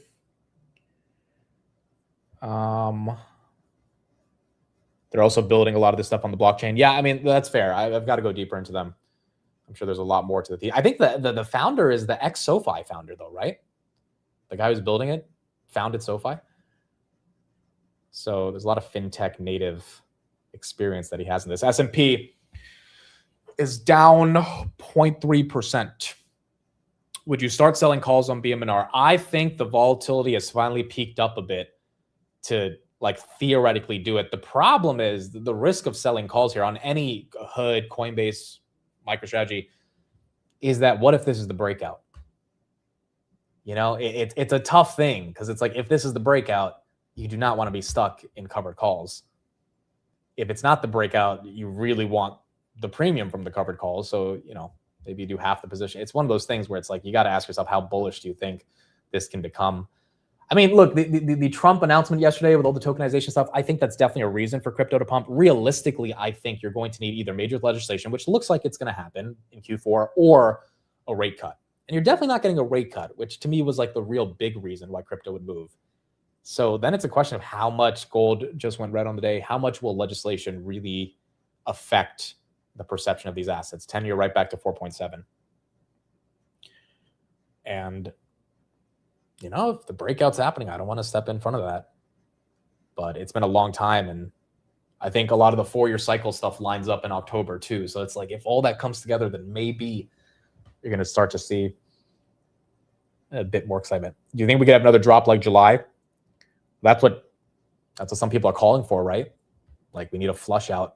I mean, like some of the commentary I heard yesterday, HIMS right there, 6%, is in order to get yields to actually come down, not to do any of this fake pseudo quantitative easing, we need a market crash, and a bad one, to actually get yields to come down. In fact, I mean, people forget February of 2025 when the market topped, and then we didn't bottom until the taco on tariffs, which was like middle of April. Trump reposted a TikTok on his Truth Social, and this was a theory that a lot of us were talking about. Trump posted a TikTok of a guy explaining the theory. And the theory was the person explaining that Trump wants the stock market to crash so that yields can come down and that the US can refinance their debt in a better way. And the fact that he reposted it, I remember that day, I was like, oh crap, like this theory we had of maybe Trump is trying to artificially crash the market because, you know, markets were doing well in January and then in February it just kind of flipped in order to get bond yields down. Maybe he actually believes in this because he's reposting this TikTok of this person explaining it. And then the markets crashed. Bond yields ended up spiking. So the opposite happened. The market went down 30%. Literally, the S&P went down 30%. We were at 4,700 on the S&P. And the 10-year went to 4.8. So like the exact opposite happened. Trump pivoted on the tariffs. The market went up 10% in a day. And then the 10-year finally started to calm down over the next 7 months because inflation came down. But then this Iran war had inflation come up. And so the earnings have kept the stock market up, which is why the stock market's not down. But the 10-year being up is creating some jitters for the stock market. So it's one of those things of just like, do we need the market to actually take a big hit again in order to get yields to come down? Because last time Trump tried doing that, yields actually went up. And so that's why the Basent stuff from yesterday was really interesting, because it's kind of them admitting defeat. It's like, okay, the Iran stuff's not working because we can't get a deal. The market keeps going higher, which means technically there's a lot more inflation theoretically in the system, which is why bond yields continue to go higher. People are selling off bonds, potentially even buying stocks. So we've got to step in and do some type of quantitative easing thingy majiggy, which hopefully Basent can explain more in depth today. And it didn't work because the 10-year is back at 4.7. So he got that idea from the TikTok Oh, when Trump watches the news, bro, Trump watches a lot. He consumes a lot of media. You got to remember, Trump has been in media his whole life. Like, he has been part of the media. He's been doing all the talk shows, everything his whole life. So who knows? Maybe he did get some of these ideas, but yeah, it just didn't work. And so, when you ask, can we get another crash like we did in July, when everything's not working, and the only thing we really have going for us is that earnings growth continues to go up, which is, like, I would say, a very, very important thing that's working for us. And the broader AI innovation stack continues to increase. Like, yeah, those are two things that I think should sustainably be able to hold the market. But if the consumer breaks, the labor market breaks, interest rates go up, inflation doesn't calm down. These are all macro things. This is why Leopold got screwed, right? Because he was so right on his thesis on all of these names that went higher and higher, like Bloom, SanDisk, Micron, et cetera, Intel. But the macro doesn't really care about your thesis. If the macro wants to go in the opposite direction, your thesis doesn't even matter. And so I think that's what we have to watch out for over the next coming months. And then, not to mention, we got the freaking midterms coming up. And every midterm year over the past 80 years, August, September, October tends to not be the best. I think we can avoid it this time because we've already had two ugly drawdowns, one in July, one in March. And usually you don't get those in midterm years. So, like, the epic drawdown ends up happening around that October time and then move on from it. But who knows? We got to see if it ends up happening again. High yield market at all-time highs doesn't make sense. Yeah, I mean, I think that's why we've been seeing some of this choppiness over the past couple of days. Uber 79.82, just below 80. Trying to get above it. He reposted it because it said Trump is a genius. You're right. That was the first sentence that I remember. That was the first sentence the dude said in the TikTok. It was just crazy that he reposted it because I wrote a thread about that on X, and that thread went kind of viral. And a lot of people were like, "This is kind of bullshit. Like, he's not going to crash the market just to get yields to come down." And then Trump reposts a guy who's basically like making a video of my thread, not literally, but he's basically saying all the same stuff I said in my thread. Chris was also kind of making this argument as well. And like, it kind of made sense, but it was so stupid that it didn't make sense. And then when Trump's reposting the theory, it's like, oh my goodness, like, he might actually believe this. And it didn't end up working. Circle right there, up 3.65% as well. Tempest getting a massive move. Pelosi and Kathy are deep into this stock as well. What if Trump watches the market open? That'd be kind of crazy. That would be kind of crazy. Maybe he saw how much Palantir was struggling back in April and then tweeted that Palantir tweet for us. That was also a crazy day, bro. Put the ticker in the tweet. But then again, it's not that crazy because he's done that for a bunch of other stocks since then. He did it for Micron. Remember that a couple of weeks ago when Micron was struggling? It was like the first time Micron went below 1,000. And like, he tweeted about how good Micron was. He specifically put MU in there. Like, after Trump, I don't know if we're going to ever have this type of content in chief dynamics that we past couple of years. But it has been pretty crazy to see how it's playing out. Here's some analysis on what's going on with our debt as we get ready for Basent. North of $1 trillion. Yardeni with a great chart, looking at the implied expense at 5% would take you to 1.5, 1.6 trillion, obviously well above what we spend on defense every year. That's well more than 20% on the tax revenues where we already are with our current interest payments. Yes. And again, Sarah, at what point, are we there? You say numbers like that, you start to talk about it consuming, let's call it as much as 20 to 25% of every tax dollar. It gets a little scary. 120% in 10 years, U.S. debt to GDP ratio. That's what we're looking at, 175% in 30 years. That's according to the Congressional Budget Office. Look, a lot of people have been warning about this for a long time, but you know what? They've been warning about it in Japan for a long time too, and that's been 200% to GDP for a long time, and that hasn't been a crisis. Look at it hasn't. I do wonder. Most of their Treasury bonds, and correct me if I'm wrong, are held domestically. Yes, they are. Where they're not as beholden to the rest of the world, perhaps, as we are. Yes, we have high foreign ownership of Treasuries. Japan is actually one of the biggest. if not the biggest, UK, China. And that's one of the concerns here. All of these are the fundamental concerns about treasuries that would make it hard for anyone, the U.S. government, to intervene, with these kind of short-term measures to keep yields from $4 billion on a bond market of $5.5 trillion. Exactly. Right? No, but it's more about the signal. And I think the signal is that Treasury is not okay with this and willing to do something similar to what we saw with the intervention in the Japanese yen. The other thing everyone's watching is the dollar. Because if the dollar is a victim of all of this and the dollar weakens, that also could be problematic. It's come back a little bit, but keep an eye on this, because if the dollar weakens, then that can also be inflationary and could also put upward pressure on yields. And then there's the Fed. And what does Fed Chairman Kevin Warsh do with all of this? Does this tie his hands and make it harder for him to raise interest rates or trim the balance sheet? Because that, again, would be going against the administration when it comes to capping these yields.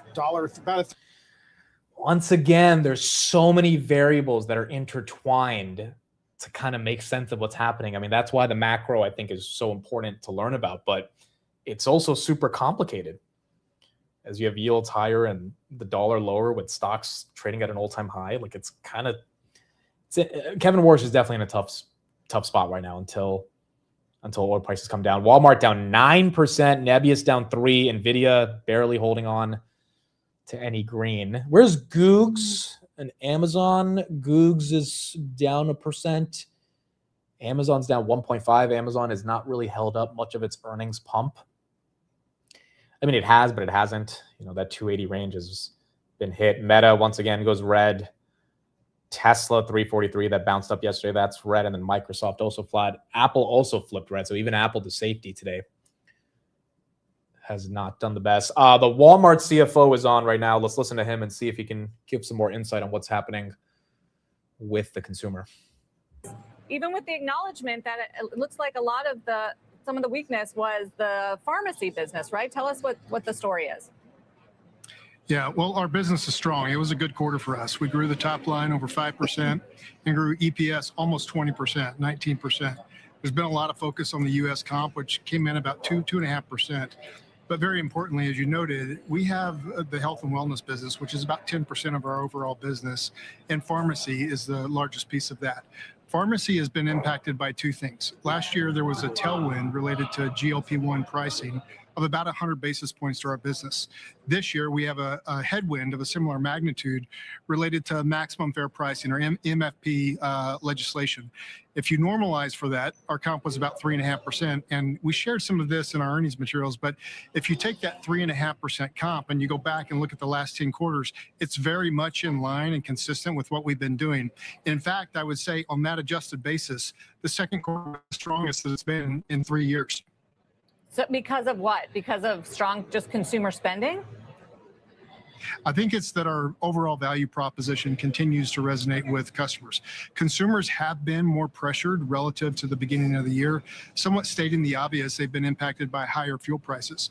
But we see that our business, and importantly, having a value proposition that stands for low prices and convenience, continues to resonate with customers. Just this quarter, we delivered twice as many units as we did a year ago in under 30 minutes. And 70% of our deliveries right now for e-commerce are same day or better.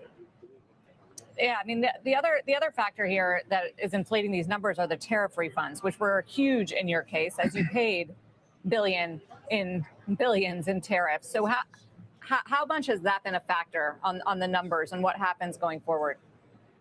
Yeah, great question. For the quarter, if you take the net impact of the tariff refunds, it was about 750 basis points of operating margin impact. So on a normalized basis, you take the 17.5% operating income, adjust for that, we would have had operating income of 10%.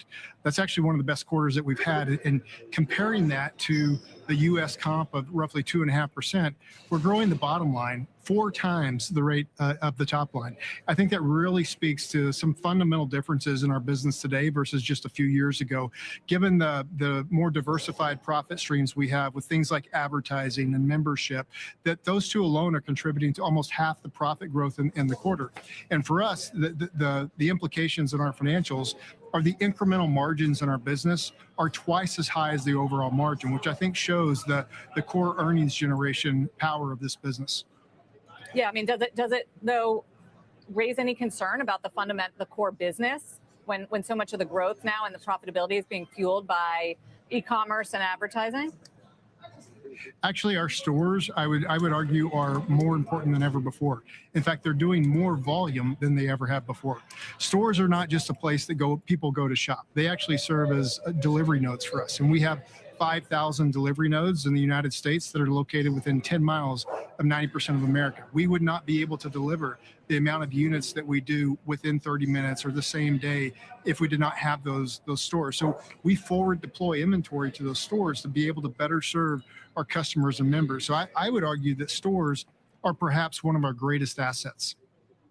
John David, one of the touch points that we keep coming back to, we have all summer long, and we hear from corporates, is a comment from you back in June when you said that shoppers were buying fewer than 10 gallons on fill-ups on average for the first time since 22. You said it was an indication of stress.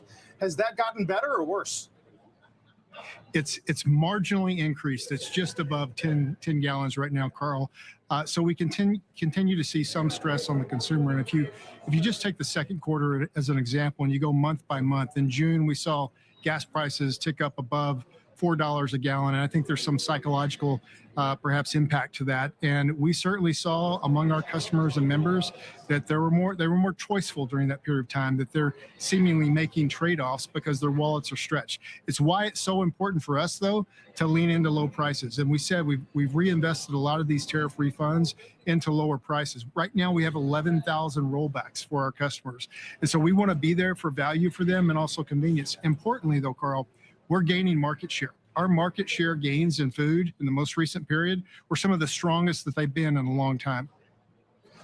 John David, it's David. All right, so you're not getting too much from the Walmart CFO around consumer weakness. He's acknowledging it, but he's not making it the biggest deal. SpaceX still down 4%. Micron, complete rebound from 930 to 950. That looks like a legit V shape right there. As that goes green, up 2%. But it looks like some of the GLP pricing is definitely having an impact on their pharmacy business, which also probably contributed to some of the pain that we are seeing right now. SoFi, does that go red? That does go red. Interesting. Some of the other fintechs are holding up. SoFi red. 1811 right here.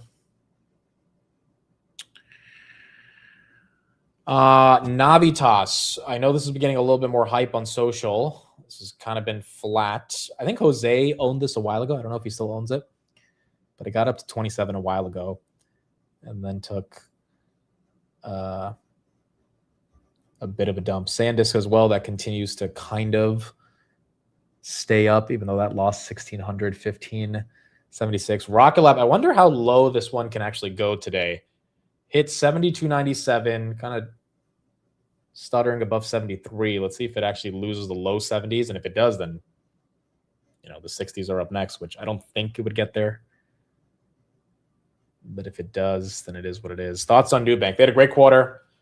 It's an international name, which has kind of hurt it this year. It's also a $70 billion market cap, so it's not the easiest to move. But they also have about 5 billion shares outstanding. So it's not super volatile, but they had a good quarter. I mean, I think long-term as a compounder, holding this name over the next 10 years, assuming the growth of Latin America is not something to be super afraid about, especially because they just don't have as much competition in the region. Do you think Netflix is bottom? Yeah, I think that's 67 range. I mean, they would have to mess up badly on the next earnings for this thing to actually go back into the 60s. I don't know if it's going to be that bad. You had Brian Armstrong, who was live a few minutes ago. Let's hear from him as he continues to make the case for why crypto might be back. Business, and it's good for the crypto companies, and most importantly, it's good for the 50 million or so Americans who own crypto. And so that's the big opportunity we have now to cement all of these changes that everyone's worked on in this administration and make sure it's durable for many decades into the future. If you were to handicap it at this point, you say it's a winning vote at this point? I'm pretty optimistic it'll get over 60 votes, and I think both sides got 90% or so of what they want, which, you know, in any deal I've been a part of, that you say yes to that deal, Like any good negotiation, there's a few last minute things people would want something a little bit more or less. But now it's really good that we have a deadline, September 15th. And I've got to give credit to Leader Thune, who scheduled that. There's a lot of competition for that floor time. There's a lot of competing interests. He would not have scheduled this on September 15th if he didn't think it would pass. One of the other big issues, and I know you've been spending time and meeting with the SEC, as have been others, about the idea of tokenization and really the idea of what kind of exemptions the SEC could potentially put in place to encourage innovation, really in the absence of Congress passing any laws. Yeah, well, you've got to give a lot of credit to Chair Atkins at the SEC and Chair Selig at the CFTC. They have made it very clear that they're going to continue to publish clear guidance and rules under their existing authority, regardless of what happens with the Clarity Act. So I think they're ready to move forward on that. They've actually, even just this week, the SEC put out new rules clarifying for the first time how crypto projects can go raise money that in the markets that are securities. That's something that we've been wanting for many years.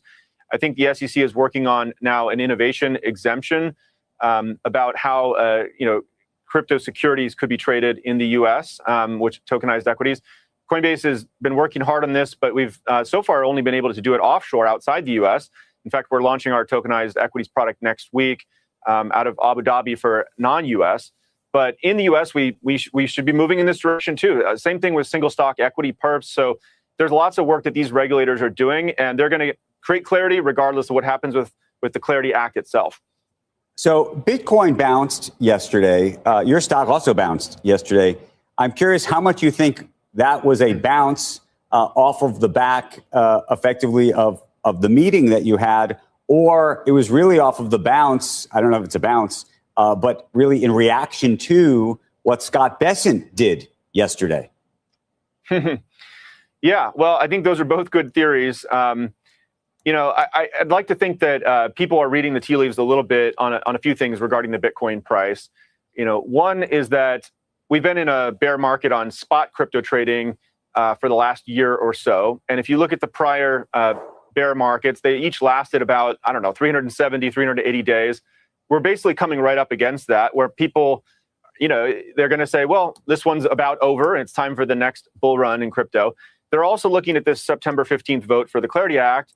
And then traditionally, following the Bitcoin halving cycles like October, November, December, these tend to be good months for Bitcoin. So I think there's a good chance we're on the cusp of the next bull market for spot trading in crypto. But what's important is that in this bear market, Coinbase has really diversified its revenue. We're actually only about 12% of our revenue now comes from Bitcoin spot trading. The other things that have been growing in this down market for spot trading are things like crypto derivatives, prediction markets, stablecoin payments, tokenization of real world assets like these stocks that I mentioned. And the big one that's on the horizon is what we call agentic finance, or AI-fi. That one is just getting started, but I think has potentially the biggest TAM, because there's going to be more AI agents than humans in not too distant future. And they're all going to have to, have an economy to get work done on our behalf. I've got a maybe hard political question for you. This president has been very helpful to the crypto industry, and yet there have been all sorts of questions about the role of this president and the president's family as it relates to crypto. There was an op-ed in the New York Times recently that suggested that much of the conduct may be very well unconstitutional and illegal. And I'm curious whether you think that it represents a cloud over the industry, whether you would prefer, all things being equal, that the family not be involved in crypto, or maybe you do. Yeah, so this is a complex subject that I know lots of people in the Senate are debating. And, one thing I would say is that the president and the White House have put an ethics offer on the table that could go into the Clarity Act.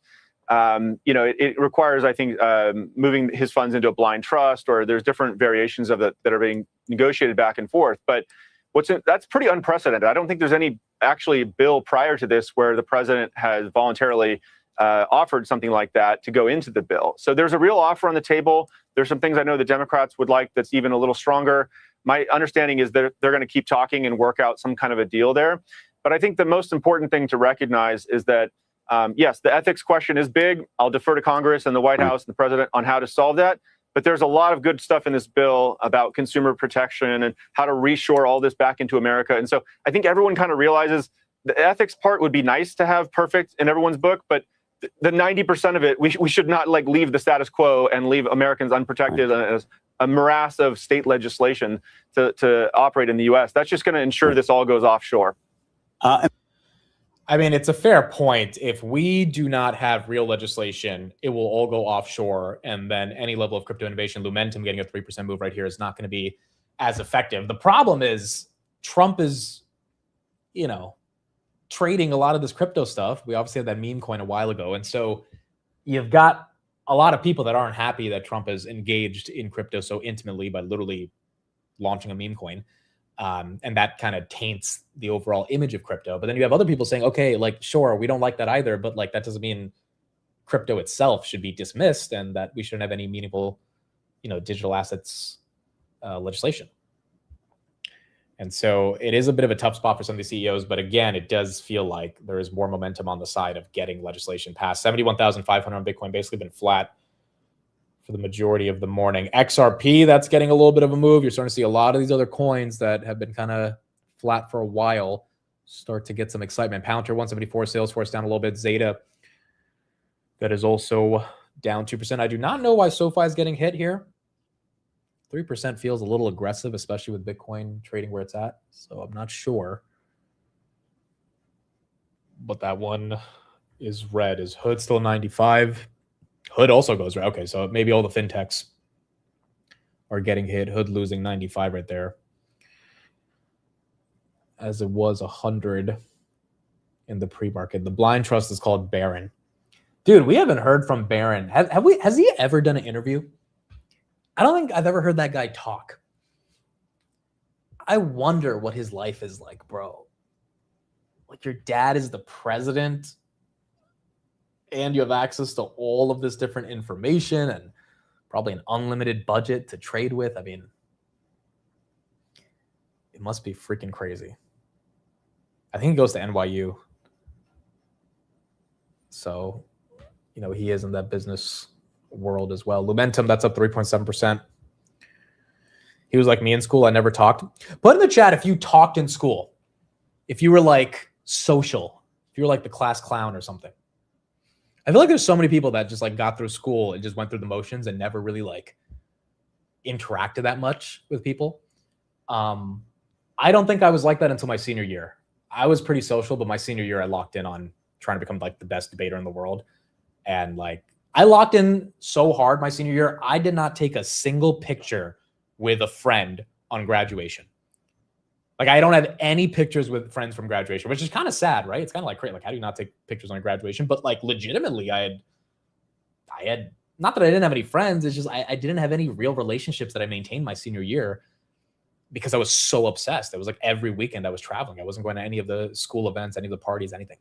But freshman, sophomore year, I like really, embraced that. It's just, there's not much excitement towards it. Like, building something and trying to compete in something and being ambitious was way more interesting than like going to the parties. And so I kind of gave that up a lot my senior year. But then college, I had a lot more fun because I stopped debating in college. And so cared a lot more about having a social life then. Yeah, most of you saying no. It's like 60-40 no versus yes. All my friends got expelled. Bro, what school did you go to? All my friends got expelled. Why didn't you take pictures with the debate club? I have friends with I have pictures with my debate friends for sure. But my senior year, I was the top debater. Like, everyone else were like freshmen and sophomores. My junior year, there were 3 seniors that I was really close with. And we were like, all 4 of us were really good friends. But then they graduated. So it was kind of by myself my senior year. But yeah, it's just like, like when you kind of get so deep into something and you're excited about it, there has to be some sacrifice. I've also noticed that in life, dude. If you're going to do something, there has to be some sacrifice, whether it's social life or this or that. Like, you don't get to where you want to be without sacrificing something. And you kind of just have to accept the inevitability of that. CoreWeave 91.27. So CoreWeave, again, they got a deal with Hudson Trading, multi-billion-dollar, multi-year AI cloud deal. Not exactly like the Jane Street deal, but kind of similar. HRT will use CoreWeave for trading research and model development and will be among the first customers with broad access to NVIDIA's upcoming Vera Rubin chips, which is Very nice to see. The deal expands CoreWeave's push into financial services and further diversifies revenue beyond its biggest AI customers. Guys, the master debater jokes are old.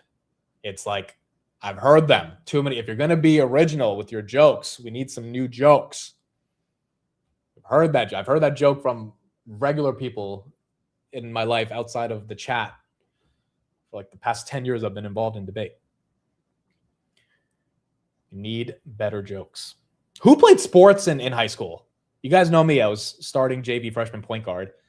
I ended up giving up my sports dream just because I realized like I didn't want to make people feel bad. And I was, I wanted to let people do what they wanted to do on the basketball court. And, I kind of thought it was just too good that it would be better for me to not embarrass everybody else. So then I just chose something more challenging like debate. But put in the chat if you were like a quarterback or you played soccer or something.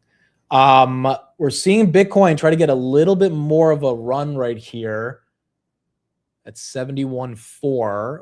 BMNR is up 5, ETH's at 22.73. We got a Waymo headline. Google just announced that Waymo has built a custom application chip or ASIC to build and improve vehicle performance. Google not getting any love from that, but looks like Waymo has a brand new chip. Waymo reveals robotaxi computer architecture and hardware suppliers. Waymo detailed the trunk-mounted computers powering its driverless fleet, including a custom 5-nanometer ASIC and suppliers supporting its real-time autonomous driving system. AMD, Micron, NVIDIA, Samsung, SanDisk, and TSMC were the hardware suppliers for this chip. More demand for compute. If Waymo ends up 100xing their self-driving, the entire semiconductor stack is going to need, a lot more compute. Amit was a cheerleader. I was not a cheerleader. I actually dated a cheerleader. None of you guys will believe that. None of you guys. Oh, wait, I told you guys this story before. None of you guys are going to believe I dated a cheerleader. None of you guys. Freshman year, dude. Freshman year. Brand new into high school. JV basketball team, starting point guard. Cheerleaders saw me at practice. It is what it is. It happened. I don't know what to tell you guys. It was not a male cheerleader, dude. I hate you guys. I really wish I could. I haven't talked to this girl in like 15 years. I really wish I could contact her and she could prove that I was right about this. So you guys can believe me. Bunch of you guys played football. Bunch of people saying soccer. A couple people saying golf. I didn't know high schools offer golf. We got our boy Gene in the chat. I know he played soccer. See a few basketballs. Football is the main one I think a lot of people played. Lumentum, that's up 3. Bitcoin now starting to fall off a little bit, 71.7 to 71.3. This thing has to hold right here. Going below 70 was not going to be fun. Rocket Lab kind of stuck at 73.60, and then Micron at 9.55. Tennis, dude. Volleyball is a big one. You guys are mentioning. Our volleyball team in high school was actually really good. The girls' volleyball team was really good. The guys' volleyball team was kind of not the best, but the girls were actually really good at volleyball. Mainly basketball. Yeah, I think a lot of people also at least tried basketball. Yeah, I mean, ultimately I quit because I just wasn't tall enough. That was the real reason.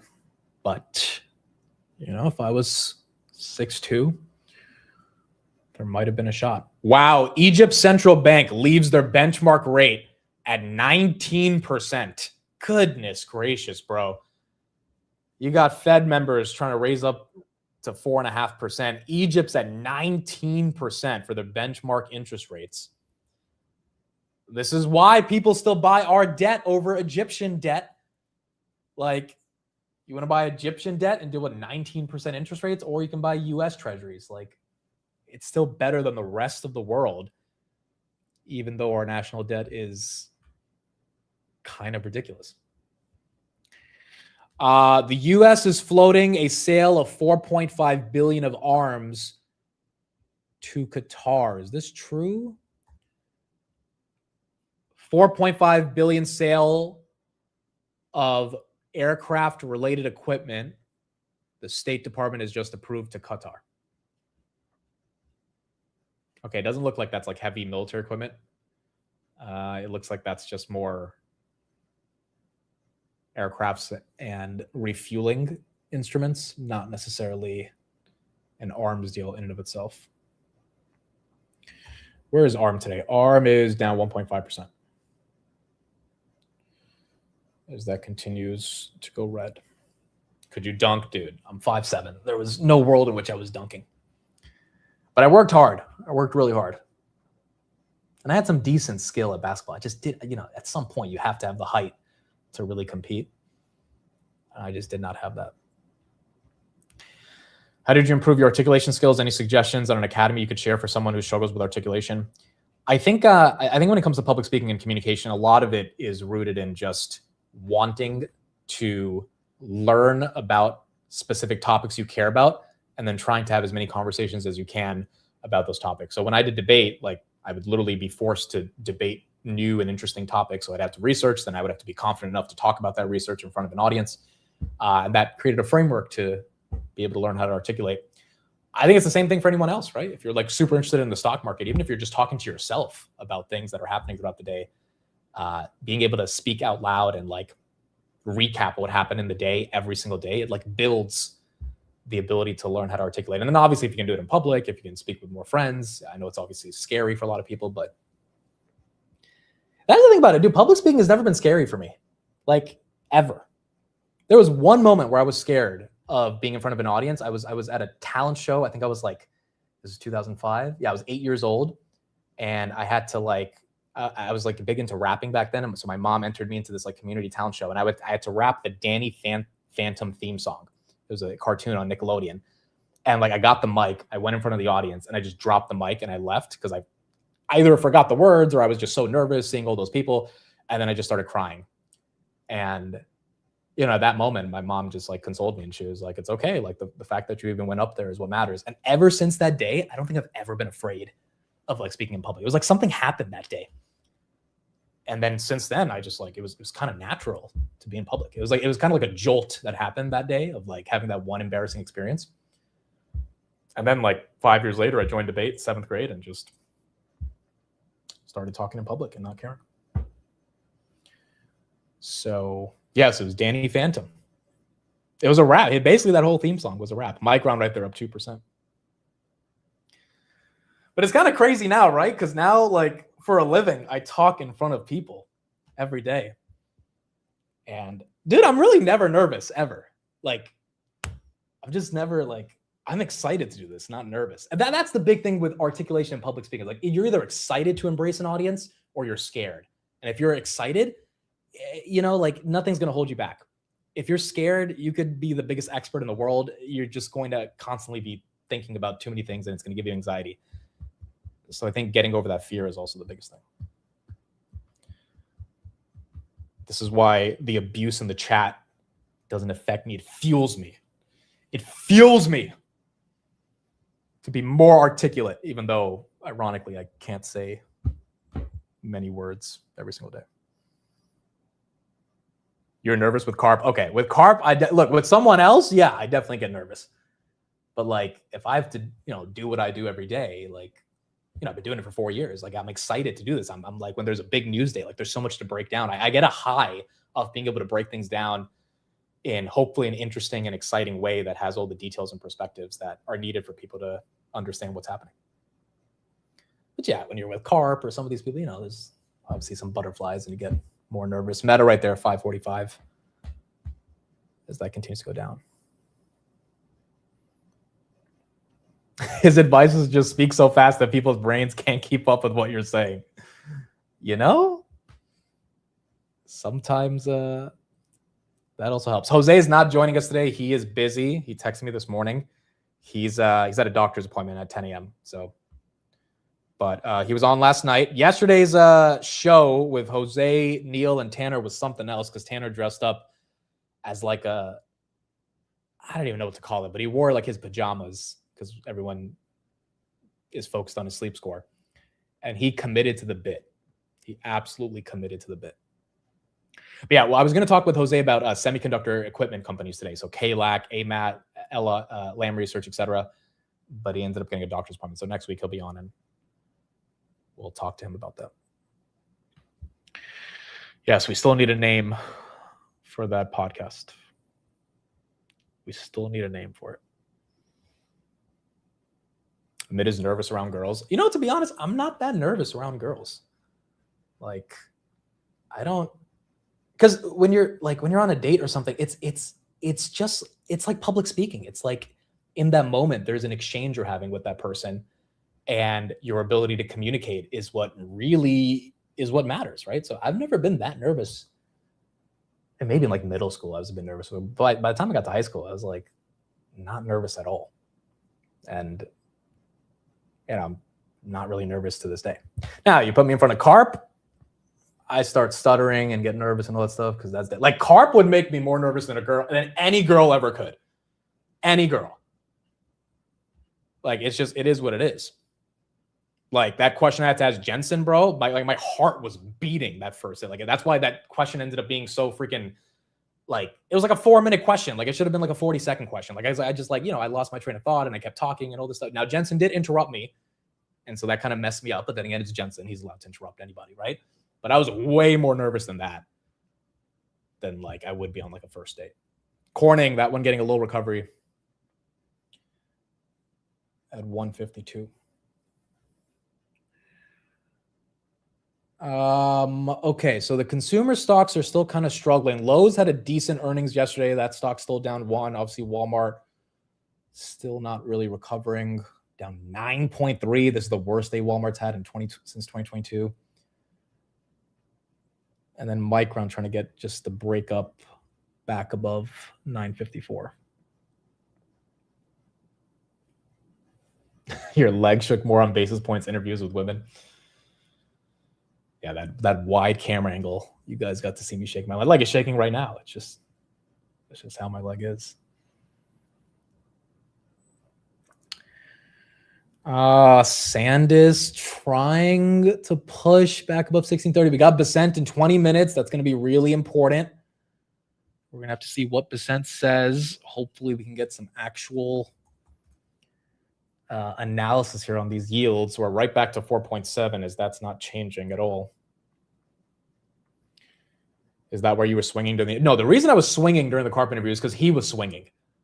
So like he was swinging, so I was swinging, and then he ended up swinging, and I kept swinging to the other side, and so we just ended up swinging together. It was more so like, it was so informal, because again, he just saw me there, and he was like, let's do an interview, and I was like, okay. And then so we just ended up doing it, right?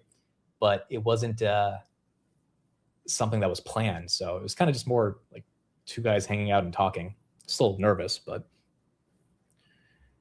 that's why I think we were swinging. Rock Lab 73.76. It's down 2%. Would you buy Walmart? No. I mean, what's the excitement to buy Walmart? Could it get a rebound here? Sure. But like, it's Walmart, right? Like, I mean, I'd buy Meta over Walmart here. Like, I haven't bought Meta yet this week because I'm like, okay, this stupid trial is probably going to take some time and maybe we get better prices. But I mean, Walmart's still more expensive than Meta. Walmart trades at 37 times. Meta trades at 17. Walmart's growing 5%. Meta's growing 33. I mean, like, yeah, you could say it's a hedge against tech or whatever, but I feel like if the market goes down, Walmart's not really going to massively outperform, especially if the consumer continues to be weaker than expected, even if the consumer is not explicitly weak. It's because you're bag holding Meta. That's probably true as well. But that was seriously, guys, like, really Walmart over Meta? Like, I get Meta's having some issues right now, but the multiple you're paying for Walmart's growth is a little egregious compared to the fact that there is no growth. Like 5% revenue growth is what are we talking about? And unless they bring, some margins down to the bottom line, which they're not really doing, like it's not that profitable either. So I don't know. It reminds me of Nike. Nike still trades at a kind of ridiculous multiple, even though it's down 70%. This Waymo news is interesting. I mean, it's obviously creating more demand for a lot of these other sectors, but I wonder if this Waymo chip actually is more productive. Here's what Waymo just put out about this. If this actually is leading to more, improvements around self-driving, which again, I still think Tesla's way ahead of everyone else, then obviously can lead to more demand in general. which again, more demand for self-driving, more demand for compute. Like that should be a virtuous cycle that keeps the broader demand stack increasing. Also, Micron today announced that they're investing $10 billion over the next decade to build Micron Research Labs, headquartered in Idaho. The CEO was live this morning. He'll be on later today as well. The lab will focus on advanced memory, compute architectures, chip packaging, and future semiconductor manufacturing. On top of that, you had OpenAI yesterday basically claiming that 2027, they are probably going public. Yeah, so from what I'm hearing, OpenAI's CFO, Sarah Fryer, told employees yesterday that the AI giant will be a public company in 2027 or sooner. Have some more details on that. This was at a company all-hands meeting yesterday out here in San Francisco. I did speak to two sources that were in the room and who attended that meeting with Fryer. She did first acknowledge Anthropic, their biggest rival out there, said there is a chance that their competitor goes public in September. Fryer telling employees that's okay. She said, we are running our own race. The IPO is not a finish line. She said it is a milestone, called it another fundraise, and then pointed back to the record fundraise, $122 billion back in March from OpenAI. She said that gives them flexibility. We will be a public company, as I mentioned, in 2027. Her words, we may go sooner, she said, if the business continues to inflect. But either way, she said, we are going to do this on our own timeline. She also shared some new quarter-to-date revenue numbers with employees. So revenue run rate now up 35% quarter-to-date. Enterprise revenue in particular up 50%. And then also Codex, that is sort of the coding side of the business in enterprise, 20 million users, up 3.5x. It does coincide with OpenAI's latest model launch that we saw this summer as well. Fryer did not explicitly mention this Wall Street Journal report that we heard earlier in the day yesterday, but the Journal did have some Q2 numbers that showed a bit of a wider loss, or I should say much deeper losses in the quarter, and then some slowing revenue growth, at least compared to Anthropic. So she didn't say that she was responding to that, but that is the backdrop of all of these numbers, guys. And in many ways, Kate, I thought the most significant, one of the most significant parts was sharing that revenue inflection. It's like the fourth time we've used the word inflection today, or I have. But it's on the brain literally because of these two companies, because Anthropic inflected, now Open. Basically, they're trying to say, no, don't worry about that measly $1 billion in revenue that we grew from Q1 to Q2. Now they say they're growing 35% quarter to date. That's better. 50% on enterprise. Yeah.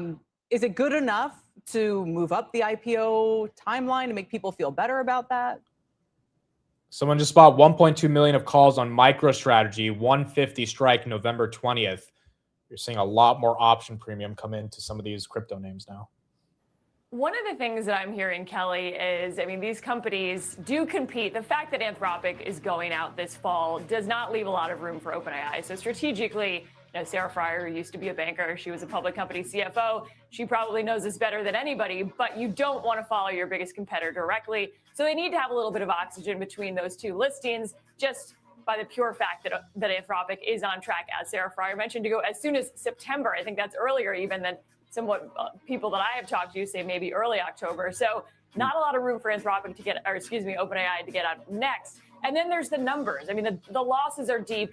Private market investors that you talk to, anybody that's spent time with this company knows it's not profitable and they're willing to fund growth. There's a question about how public markets digest that. Dude, I don't want to own Anthropic and OpenAI, but I think the Anthropic IPO is still going to be a buy. I think that thing is going to pump so hard.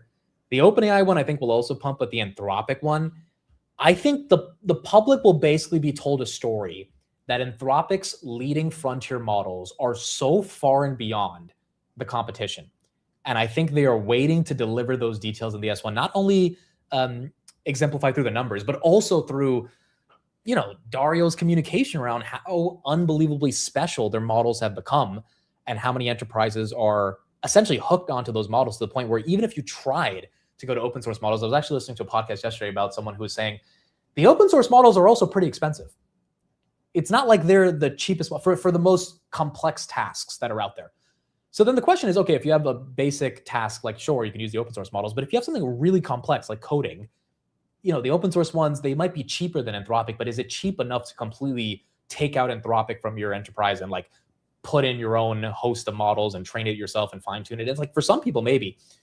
But for other companies, they're not going to want to do that. And that's just is going to be where Anthropic gets a lot of that revenue growth from. And I don't know. I think that is going to be the story that people try to sell to the public. The question is, how long will that story be able to continue? Because once again, the sustainability of that token growth, I think, is the broader concern. SpaceX right there, 133. Is that still down 4%? And then if OpenAI comes out and says, look, Anthropic told you that they were ahead of us, but they're really not. Here's our latest models. Sam Altman said they're getting ready to release the next one in the next few weeks. And here's how cheap it is compared to Anthropic. Like, it's the problem with commodities fighting with each other. And that is my hesitation on owning the name.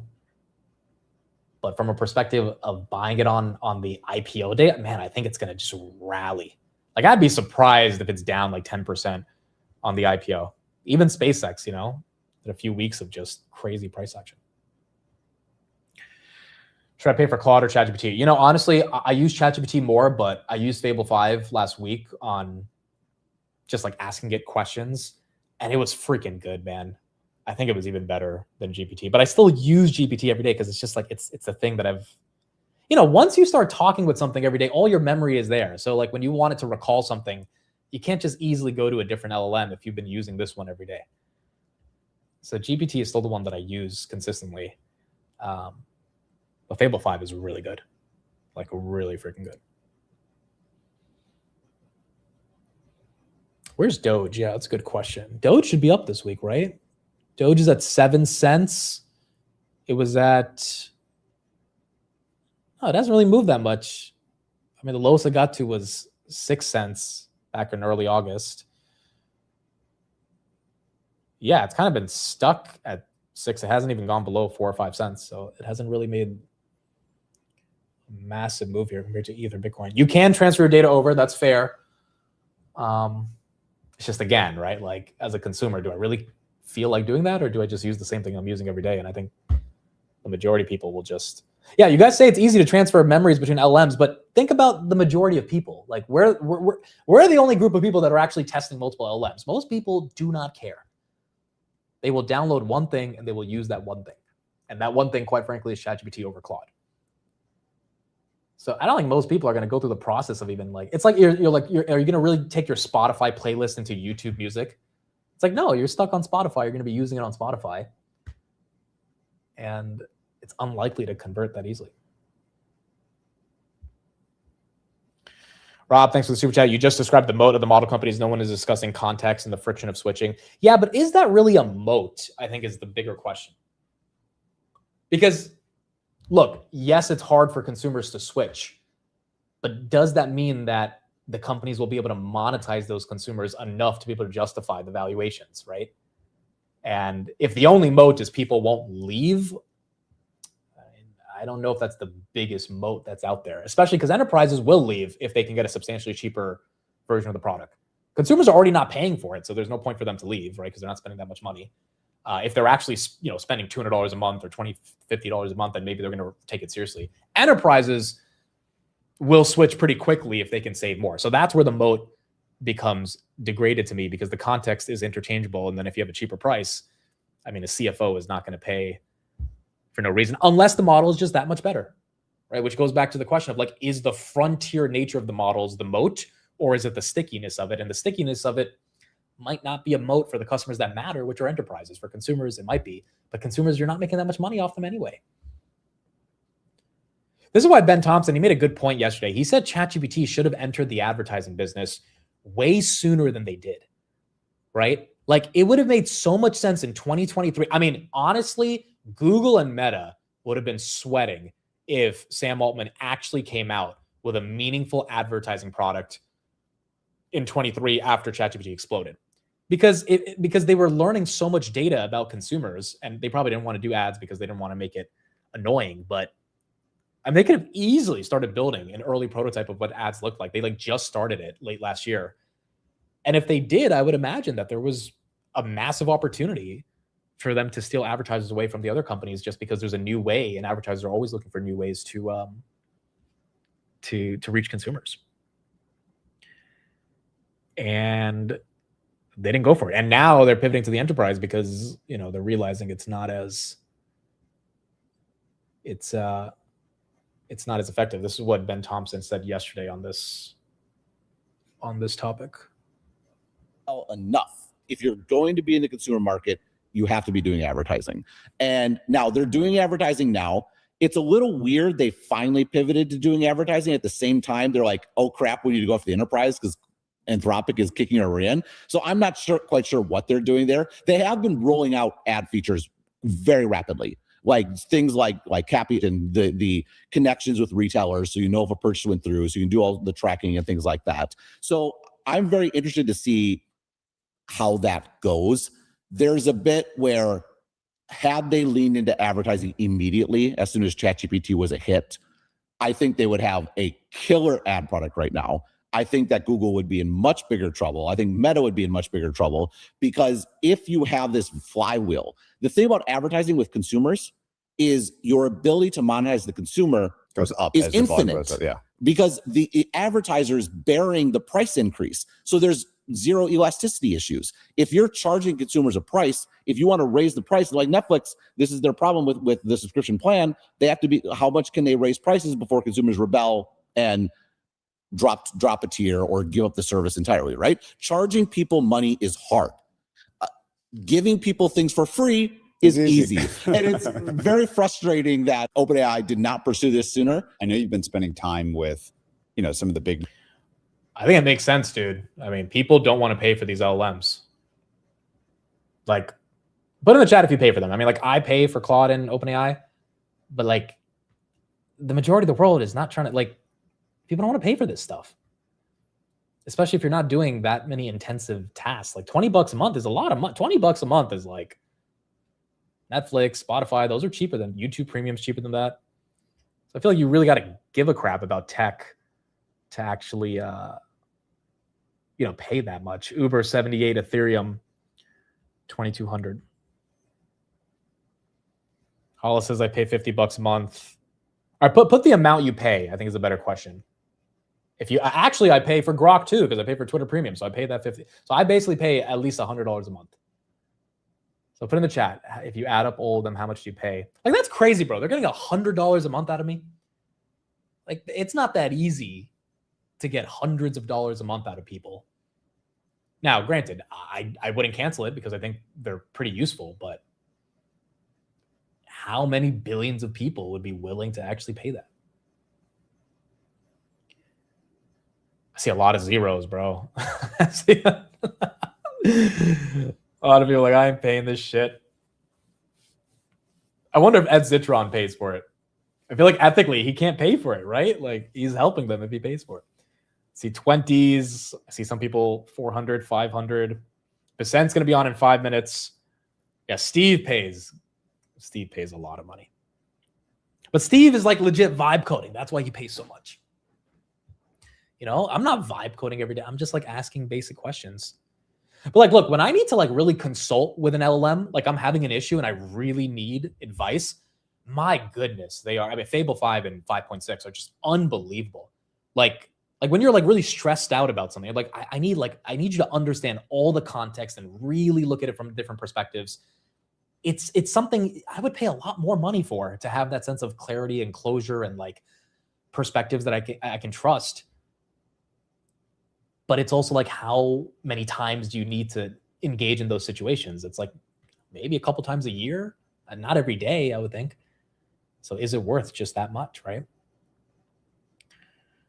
See, 200 for Codex, for Claude Code. Yeah, it's cheaper than a therapist, dude. Dude, a therapist charges like $150 an hour or something. And you're doing most of the talking. They're just listening most of the time. Steve pays enough for all of us. That is fair. That is fair. He needs a token maxing intervention. Yeah, so most people are around that $20 range. Maybe it averages up to like 30, 40 based on some of the big people. But outside of that, we're paying the basic amount for it. Have you named your LLM? I have not. If you have, you can put their name in the chat. It's a she for me. But I have not named it. Gemini's the best therapist. Dude, Gemini's the one I don't use. I really think Gemini is horrible, guys. Every time I use this thing, it's like not good. Like, it's just like, I don't feel like I'm getting real value out of it. I know the people that are super into Google, maybe it's just integrated in your life, but Gemini is not, like, it's not the thing I'm going to ask when I have a really complex question and like I want to go back and forth on a conversation. But the point is, who cares? That's just, my perspective. The other people that use Gemini, right? Like, are they going to pay for Gemini is the question. Like, even if, Gemini has 1 billion monthly users now, how many of those billion are actually paying for it? That's why this consumer part of the business is so hard to magnify, which is why the enterprise, I think, is going to be the biggest thing in the S1 for Anthropic. Remember 1 year ago, we agreed Gemini was best for everyday use. I remember that. Gemini used to get a lot of my attention, and slowly it just kind of, but also that story is in the enterprise too, right? Gemini has been failing in the enterprise in a meaningful capacity compared to OpenAI and Anthropic. That's why they had that whole leadership change 2 weeks ago. Now, I don't think Gemini needs to really win in the enterprise. Like, they could just, any model could win. They're going to be the back-end compute infra layer. But I think Google would want Gemini to have a better chance to win the enterprise. Have you used the paid version of Gemini? No. How much is the paid version of Gemini? Is it Gemini Pro? That's like $20 a month, right? Or do you have to pay the $200 a month to get access to all of it? But I've never paid for it. I use Google AI overviews every day though, so that's where Google gets a lot of my queries. Okay, Basent should be on soon. I think he's really going to try to calm down this market and explain why they swapped the short end of yields for the long end, 4.68 on the treasuries. We haven't heard from Basent in so long. I miss Basent. Basent was the guy who called the top of the VIX in May. He said the VIX had peaked after the VIX hit 60. He was right. It's been so long since we've heard him say something good to make us feel better about the market. You can't say it sucks if you haven't used the paid version. Yeah, but no, you shouldn't have to pay for it to not suck. Because ChatGPT and Claude definitely do not suck, even if you don't pay $20 a month for them. It should be a phenomenal product that makes you want to pay for it. And I just never really got that off of Gemini. Partsville says the paid version also sucks. I don't know what it is, bro, but it doesn't feel conversational with Gemini. Like, there's something about GPT and Claude where it feels like she gets you and she wants to help you and she's on your side, and she'll call you out if you're doing something wrong. But I don't get that back and forth with Gemini. ServiceNow trying to go for 130. This one's having a really nice day, really nice week, to be honest, as it's breaking out. Zeta is down 1.85. Microsoft still flat. I don't use Grok. No, I don't use it. I use Grok for some things here and there, but it's good at some search stuff, but I don't really go back and forth with it as much. Then again, I should probably try to go back and forth with it more and see what that feels like. I'm not buying Bloom and Intel on the day. These need to give us a bigger discount.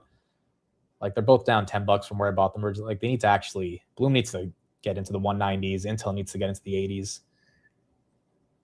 And I think that would be like a bigger dip to be excited about. Silver is still up. Gold is flipping green, 4,500 on gold. UBS came out with a $5,400 gold target yesterday. So they are getting more bullish on gold. Silver right there, 68.34. As that continues to go green. I pay my wife. She knows everything, so I don't need AI. That's potentially a good framework instead of using AI. A good replacement for AI. Okay, Basent, here we go. Here we go. Let's see what Mr. Basent has to say and if these bond yields believe in what he has to say. Secretary Bessent, welcome back. It's good to see you. Sarah, good morning. Good to see you. So talk us through what you were trying to do here by announcing the increased size of the buybacks. Yeah, we're trying to signal that we think that this is a thinly traded area of the market, that we're in August, and there's been a lot of corporate issuance that's influenced the market. And we believe that there are many underlying factors that the market is not looking at. And we are going to make a market in these, we routinely do buybacks, and we're going to increase the size of the buyback. And Sarah, I would note that it could be more than the $4 billion per issue. Yeah, I was going to ask how big this could get.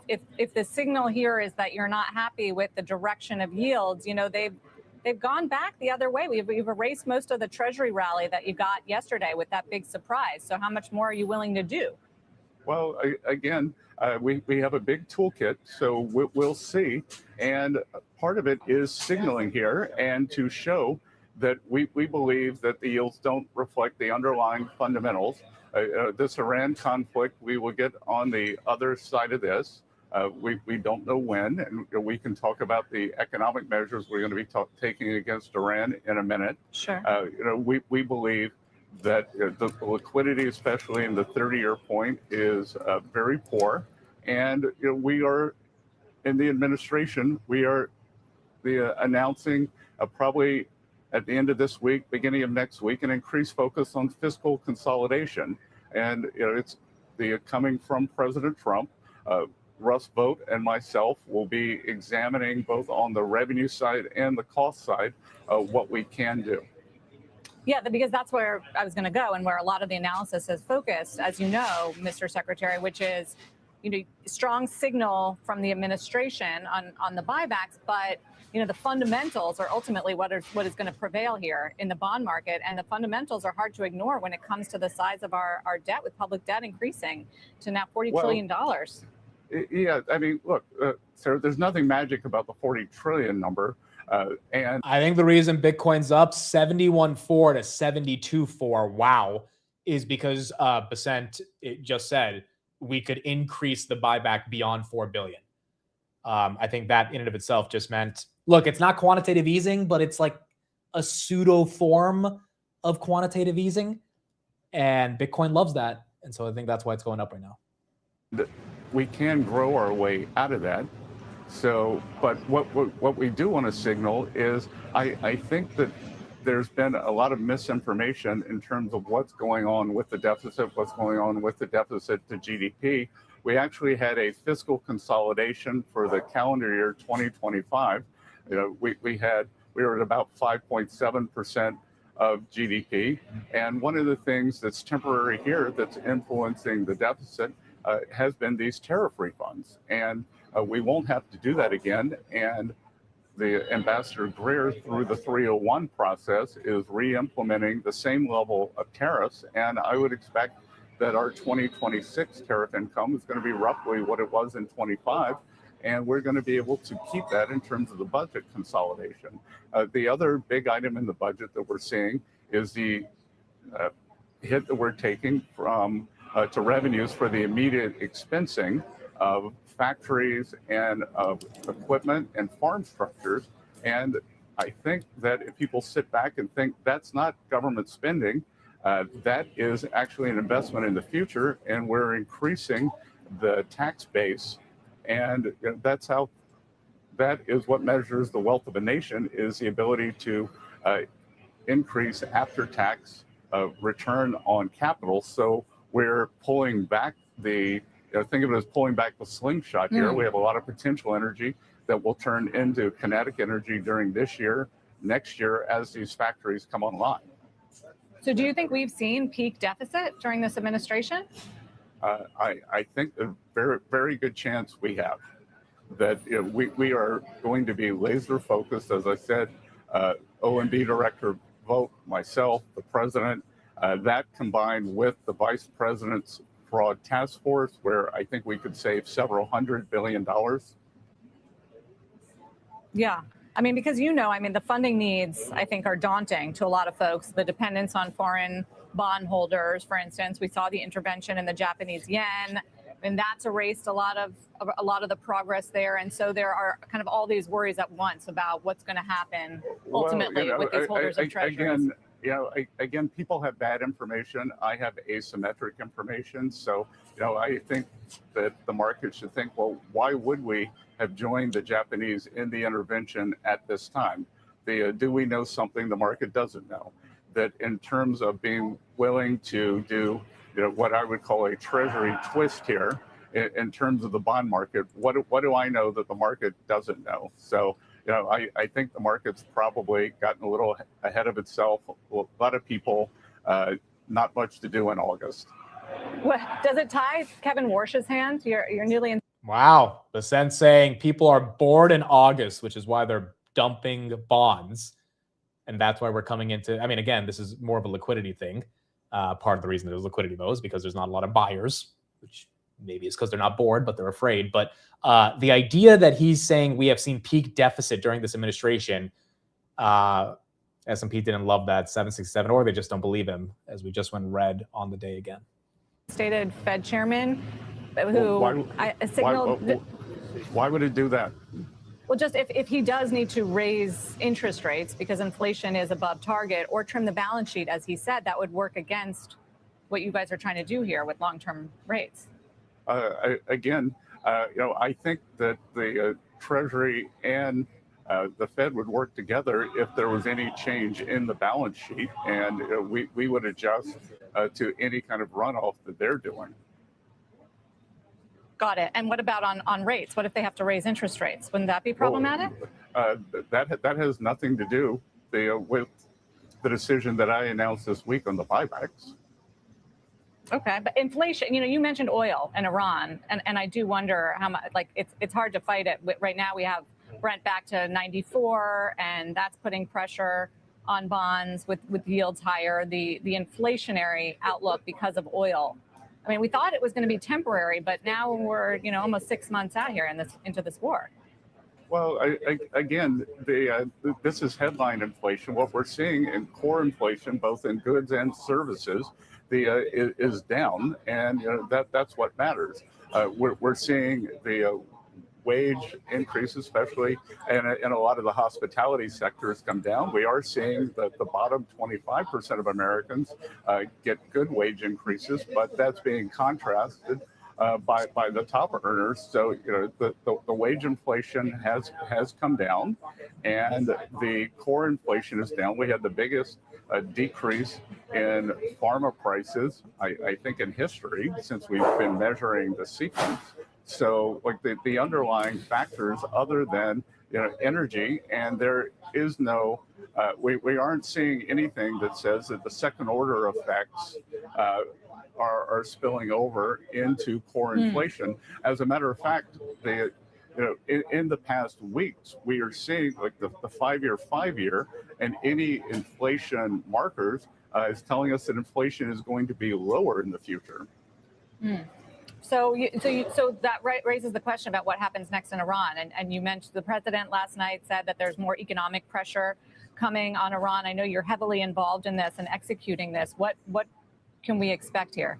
Yeah, you're going to expect, I'll be holding a press conference on Monday to talk about exactly what we're going to do. And again, we have asymmetric information, and I'm not sure why oil has popped up on this, because this for now, and it is at the president's discretion. If we are doing the maximum economic pressure, then that means that likely there will not be a large-scale kinetic restart. But I would emphasize that is for now. And we do have control of the strait. You would have seen media reports that large amounts of energy are getting out.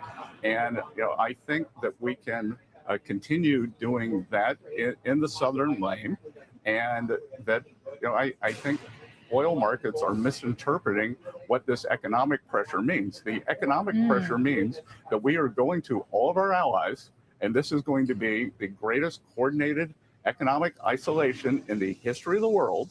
And we are going to them and saying, you are either with us or against us. You want this murderous regime to end. And if you insist on doing business with them, either transferring money, buying their oil, they're doing seaborne ship transfers, then the U.S. Treasury and the U.S. government, they will put its full might and force toward enforcing against you. So it is time for... So that's the new plan. That is the new plan. They are not going to attack and use military operations anymore. They are coordinating with all of our U.S. allies to create an economic squeeze, I guess, on Iran to be able to force them to come to the table. It looks like if this is what Besant is saying is the way that we're going to go forward with Iran, it is not about military action anymore, because it probably wasn't working. It is now about just forcing the Iranians to have such a horrible economy by no one wanting to do business with them that they come to the negotiating table. And I don't know if that's going to work, but it looks like that is the new plan for this war. For our allies and the rest of the world to make a decision, and we are going to squash the economy of this murderous regime, which that will curtail their ability to project power through their proxies. It will mean that they cannot pay the military, and we have substantial inflation, both food inflation and ordinary inflation in Iran. And what we have seen, I see lots of reports that said, "Oh, well, this has never worked." It does work because we have a combination. It is a 1-2 punch. We have the blockade, and we are going to have the toughest sanctions in history. And I will tell you, this will work. It worked in Venezuela once we put up the blockade. It is working in Cuba right now, and it is going to work in Iran, and we are going to collapse this regime. Does it include China? Because that's the primary economic partner of Iran. Again, many conversations are best to have in private, and we are confident that everyone wants the Strait reopened and for energy prices to come back down. And Sarah, keep in mind that the Chinese get 50%, 50, the other energy from the Gulf. So it would do them a big service to get with the program. I just wanted to get your read on the economy as we see oil prices marching higher again. We have seen tremendous resilience, as you noted, from the consumer, but there are signs that the job market may be cracking a little bit. Got a weak job report last month. I'm curious about your assessment as to how much we can handle all of this. I think the jobs numbers are quite noisy. And again, Sarah, the other thing that's important too is like the jobs that we're seeing are going to Americans. After the deportations that we've seen during President Trump's administration and the closing of the border, that this unfettered migration, we don't need to produce as many jobs. And what's really important here is we are seeing a manufacturing renaissance. And that is shown. We're seeing construction jobs pick up, and that is morphing into manufacturing jobs. Some of these numbers, the manufacturing construction numbers, are the highest they've been in 15 years. And that is a combination of the president's trade policy, tax policy, and energy policy. Yeah, I mean, I think also just to follow up on what you were teasing in terms of an announcement with OMB about the debt. I mean, that seems like it could be a very big deal. Is there anything more you can tell us about what OMB's role would be here and the signal that you're trying to send for the markets? Well, Sarah, what I can tell you is that Director Vogt, who had the same position in the president's first term, knows more about the intricacies of the budget, where we can cut back, where a lot of these programs that are being given to the states and the money's being frittered away, where we can cut. And I think it's going to be a very exciting couple of weeks, a couple of months as we put this together.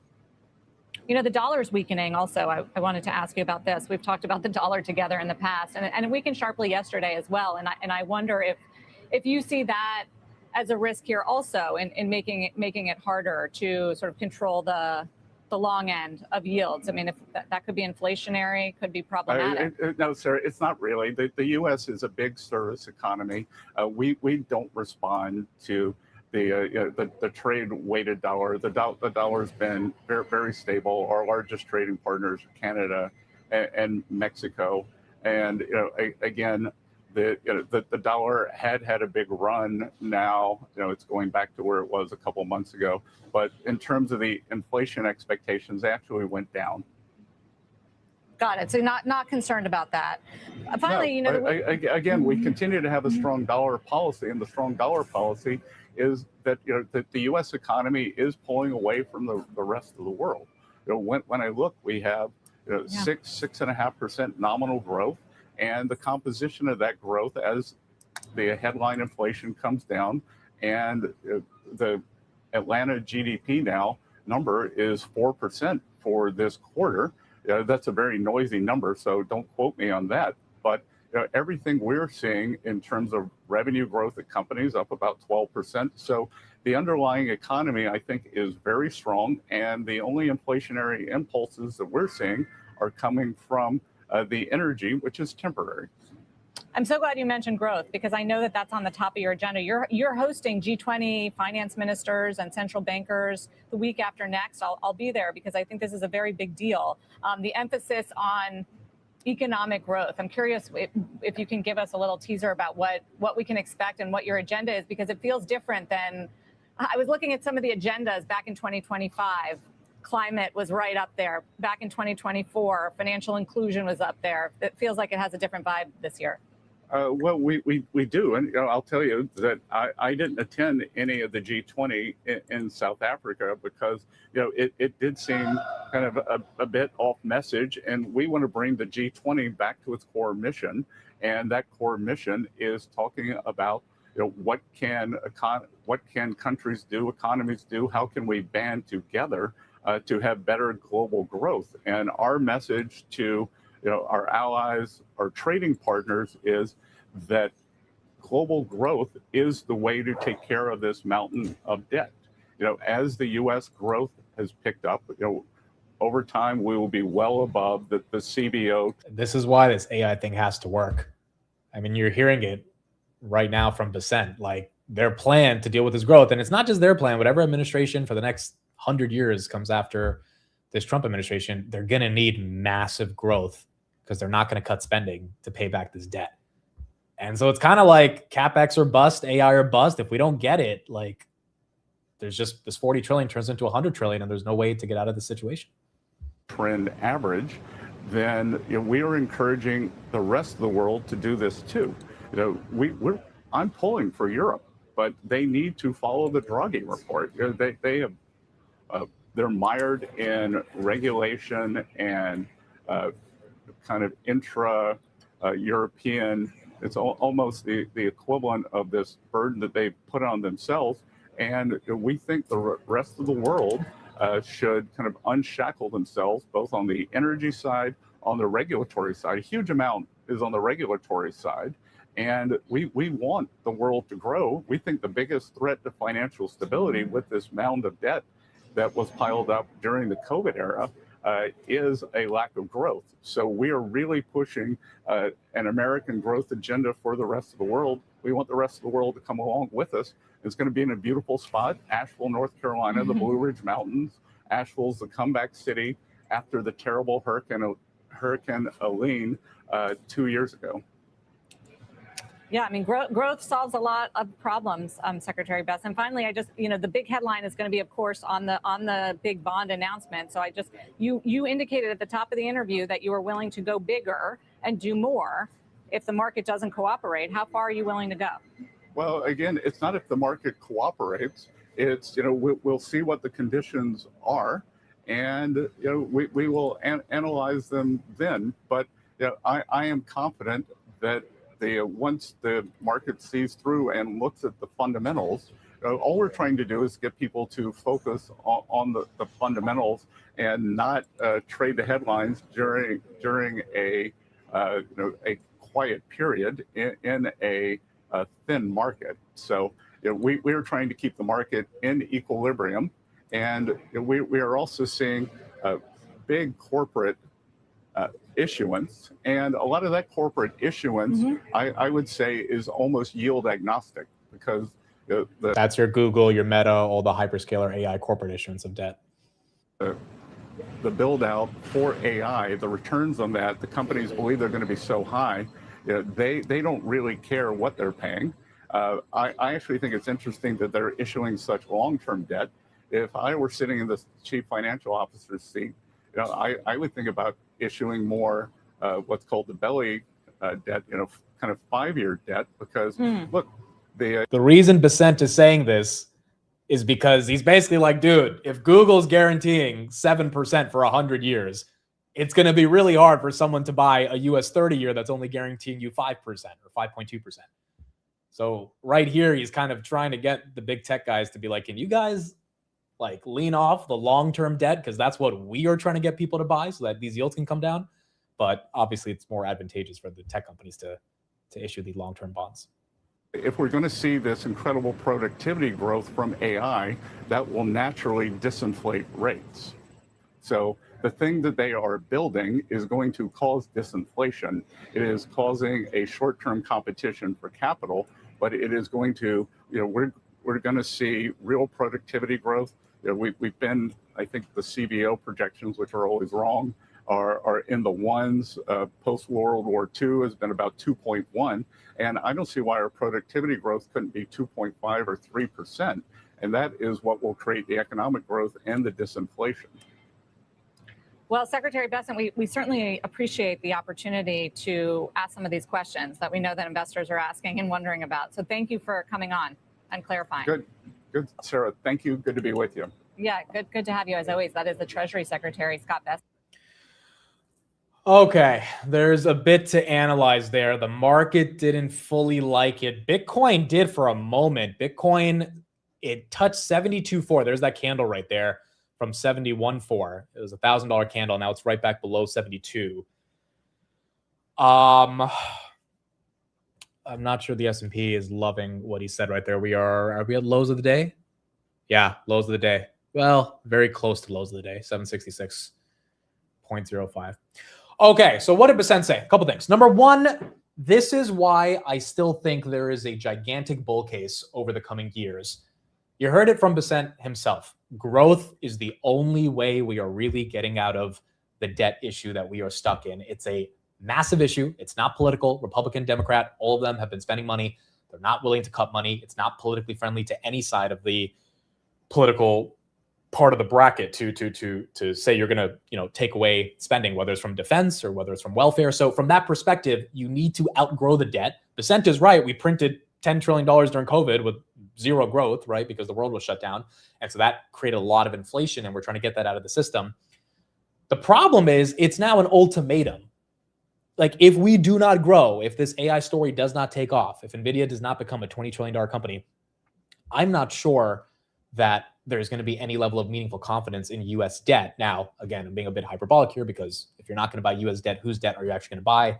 Rocket Lab's still down 4%. Obviously, the U.S. still has the best debt in the world. But if it comes to the point where the U.S. does not really have any meaningful GDP growth because the AI story is not working out, and then the inflation concerns are not really getting that much better, why would you actually buy U.S. debt? Like, it starts to, or at least you would request a higher premium on the yield, which is, going to make it harder for the U.S. to finance the entire country, to be able to get those yields to come down and to get buyers to come in for those bonds, which is why Bessent is entering in and creating all this liquidity for the 30-year, which is what they announced yesterday. So, I mean, that's the reason to be bullish. Part of the reason to be bullish, it's kind of stupid, but it's like part of the reason to be bullish is because, like, you have no other choice. It's either, if you're not bullish, everything collapses, which, I mean, no one's going to have fun in, regardless of if you're short the market right now. Like, the economy crashes, it's not going to be fun for anybody.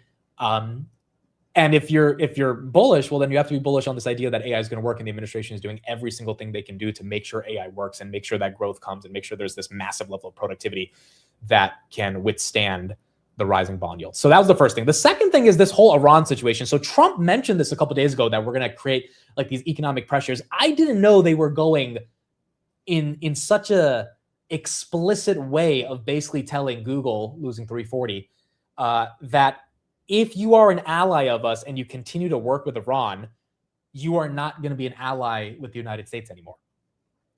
Which is kind of what Bessent said, right? His argument is we are not going to attack Iran. The idea of a kinetic warfare, he said, is low for that to re-flare up.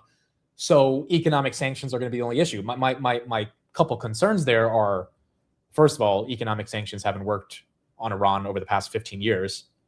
Like, we already don't do business with them, right? So it's like, I don't know if you're going to convince a bunch of these countries. I mean, we tried to convince India to not buy oil from Russia because of the whole Russia-Ukraine thing. Guess what? India has 1.4 billion people. They need cheap oil. They're still buying oil from Russia. So I don't know how many companies or countries that Bessent thinks are friendly with the United States will capitulate and completely shut off Iran from doing business. Which I mean, hopefully some of them do, but if they don't, like, how effective is this? Number two, I think the U.S. is admitting that military action is not working. I mean, if military action was working, we would be striking them. Remember 2 weeks ago, we were supposed to have the largest strike since World War II, in the words of Trump, the 10-year right back to 4.7.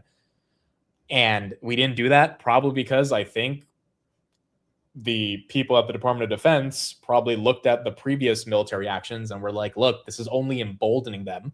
This is giving them more agency to fight back. This is empowering them to feel a sense of aggression. This is letting Iran justify to their people why they're hurting Iraq and Saudi Arabia and Kuwait and Bahrain, because the U.S. keeps attacking us. And when there's videos of bombs being exploded in Tehran, like, obviously citizens might start feeling that the U.S. is the bad guy. So I feel like they're basically admitting the military stuff didn't work.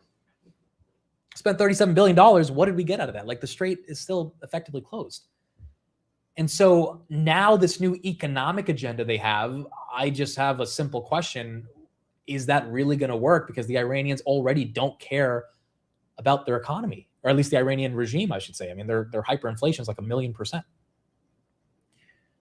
Now, Bitcoin is up right now because Bitcoin is realizing how much the spending is going to continue. And the reason Bitcoin's up right now also is because Besant said he would go from 4 billion to higher if needed, which, again, it's not quantitative easing, but it's effectively a backstop from the Treasury to make sure that more liquidity is in the system, even if it's not new liquidity, because maybe that liquidity is just replacing the liquidity that's not there because people are on vacation in August, as Besant said. But the point is, it is a backstop guaranteed from the Treasury, which Bitcoin loves. We saw what happened in 2020 when we turned on the money printer. This is not exactly turning on the money printer, but still, that's why Bitcoin's getting some momentum. But the reason stocks are down is because I think the market's adjusting to this new reality of oil's still up 2.4%. Oil's not meaningfully going to come down if this economic sanction approach that Besant is talking about is actually going to work, which we don't know if it's going to work. And then B, Besant is acknowledging that, like, we don't have a solution to deal with this debt outside of growth. And the market's known this for a while, which is why the earnings growth, I mean, imagine if we didn't have this type of earnings growth and the entire economy was contingent, or I should say our debt burden was contingent on, like, growth. Like, we have to have this growth. You either believe that or you don't. If you believe that, you have to be bullish. And there's probably going to be a lot of opportunity to make money because that growth has to be enabled and the entire country has to come together to make sure that growth happens. If not, then things can get ugly. And I would imagine that, you know, given the earnings growth we're seeing and the administration's focus on growth, we're going to get that. But that's the solution. And I think Besant just kind of made that even more obvious right now, which is why we're seeing stocks take a little bit of a beating and Bitcoin go a bit higher. Gold should probably be up right now, right? I did not look at gold during that gold. Yeah, gold up a full 1%, silver up a full 5%.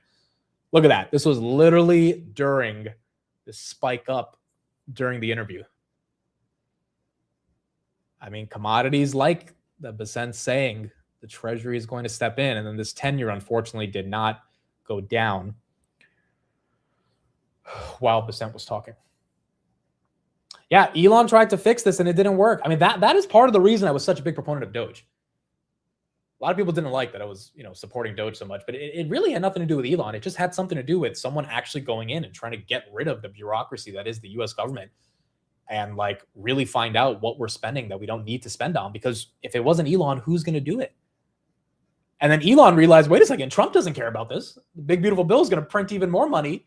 And that's what created the rift between them. And then Elon was gone. He was like, and now I think Elon's just like, all right, that's why Elon is so hyperbolic with his statements about, oh, money's not going to matter, this age of abundance. I think he knows it's either that or it's catastrophe. Because it's either we really grow and this AI shit really reduces prices so strategically, which is also what Besant mentioned in terms of deflation, or, you know, the economy is just not going to have a strong level of ability to withstand this over the coming years. And I think that's why this growth thesis matters so much. Now, the other thing to analyze from Besant is this whole idea of the large cap tech companies issuing this debt. Like, it is in Meta's interest to issue a 100-year bond because, you know, they get to guarantee a ton of money and they get to create a lot of liquidity. Same thing for Oracle, which is now, you know, yielding like 8.5%. Same thing for Google. But it does hurt and create more leverage in the credit markets, because if I can get 8% from Oracle, and I don't think Oracle is going to go bankrupt, why the hell would I, you know, get 4.5% from the U.S. Treasury or buying by buying a 10-year treasury when I'm getting double that in Oracle. Now, the risk is Oracle goes bankrupt, but like if Oracle just doesn't go bankrupt, and by the way, how can Oracle go bankrupt if we need this whole AI revolution to work? Like, because if Oracle goes under, I imagine, things are going to pop. I don't think it would be an Oracle specific thing only and isolated just to Oracle, which means if things are going to pop, like at that point, this entire economy is probably going to get hit. So like it makes sense for a lot of credit investors to take a chance on Oracle instead, even if there's more risk. But that's messing with the US 30-year and 10-year because it's taking demand out of those risk-free bonds and putting it into this effectively risk-free bond for Oracle and Google and Meta because you don't think they're going to go out of business, even though there is more nominal risk. But it doesn't seem like Basent is happy about that. Now, the irony in all of this is that Basent says that we need growth to get out of our debt. And the companies that are contributing to that growth, aka Meta and Google, have to issue more debt to be able to, guess what, grow. The problem is, as they're issuing more of these 100-year bonds, it's taking money away from the 30-year and 10-year bonds. And if it's taking money away from that, aka they're getting sold off, yields are going higher. And so it's this weird conundrum where it's like Google and Meta kind of have to issue this debt so that they can keep spending on CapEx so that we can grow.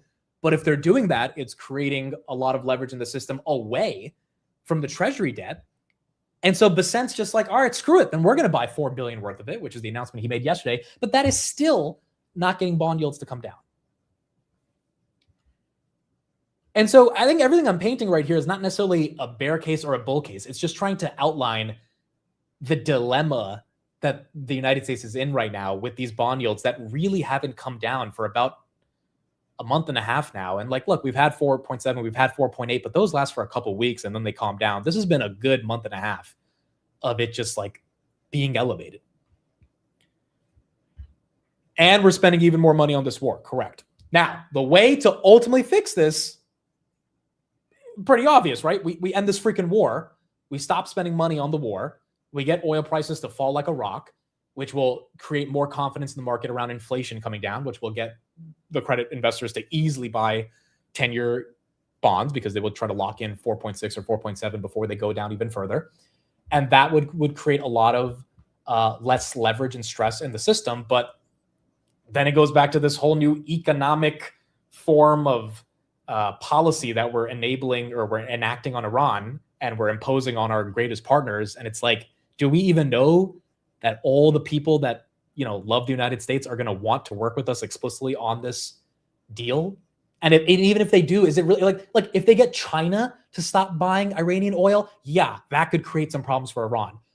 I don't know if Xi Jinping is going to pick up the phone and be like, yeah, sure, we're going to join you in your pursuit to crush Iran by not buying their oil.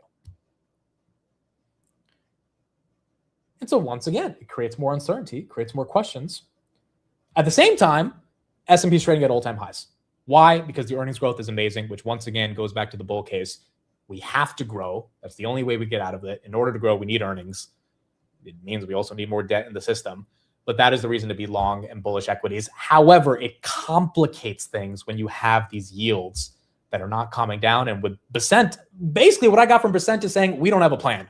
Our plan is we hope Iran comes to the table and we're going to backstop buying treasuries. But outside of that, it's up to the market to figure out if this is effective. And he even went as far as to say oil shouldn't be reacting to what we did yesterday. It's like, really? Oil shouldn't be reacting? When you guys came in trying to artificially get bond yields to go lower, that you think that's not going to make the oil markets think, maybe inflation's not coming down because they can't deal with this Iran situation. Therefore, oil prices aren't coming down. Therefore, this like pseudo quantitative easing attempt makes us a bit more bearish than bullish on the price of oil. Like, I mean, yeah, of course the oil market's reacting to that, right? And so I think that's kind of the story when you put all the pieces of the puzzle together. And this is why we're seeing some of the choppiness in the S&P right now. We need to call Berkshire, dude. We need to call Berkshire and have them put $400 billion into these treasuries and buy up some of these yields. We need to cut a deal with Buffett and be like, dude, we'll give you 5%.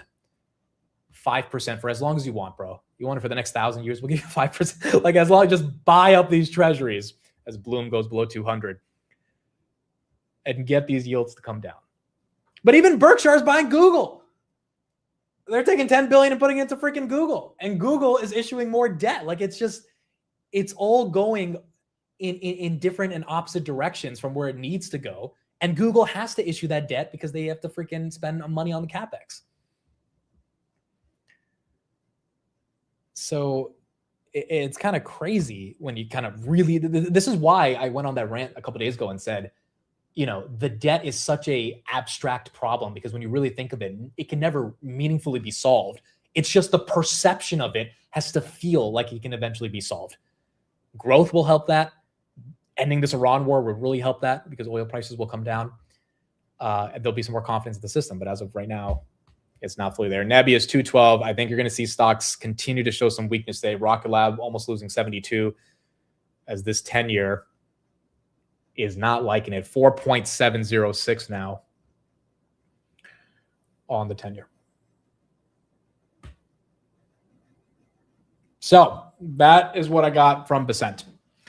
Again, having said that, it sounds like there's a lot of conflicting variables going back and forth, but the inevitable conclusion of all of that is that we need to grow, which means the markets need to go higher and the administration is incentivized to make the markets go higher. That's the reason to be bullish. The short-term problem is the market's already at an all-time high.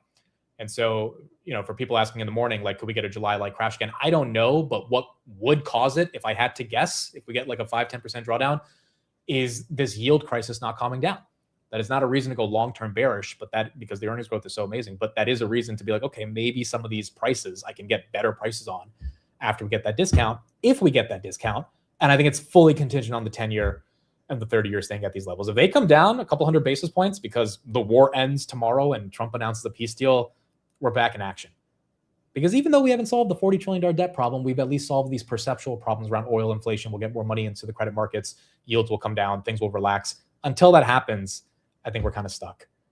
And that's what we're going to have to try to figure out over the coming weeks.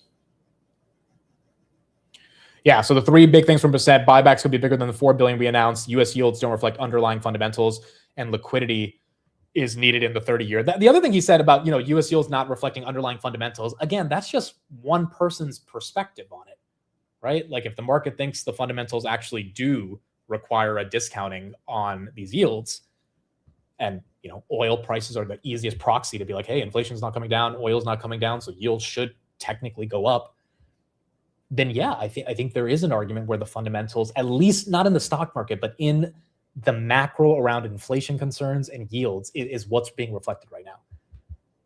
Which is why they're even doing this $4 billion Treasury buyback. It's kind of embarrassing that if it doesn't work, I mean, what happens if this thing shoots up to 4.8? Like, someone's going to have to do something. And we're not there yet, but like, if that were to happen, what, they're going to put 40 billion into buybacks? Like, what is really going to get the market to be confident?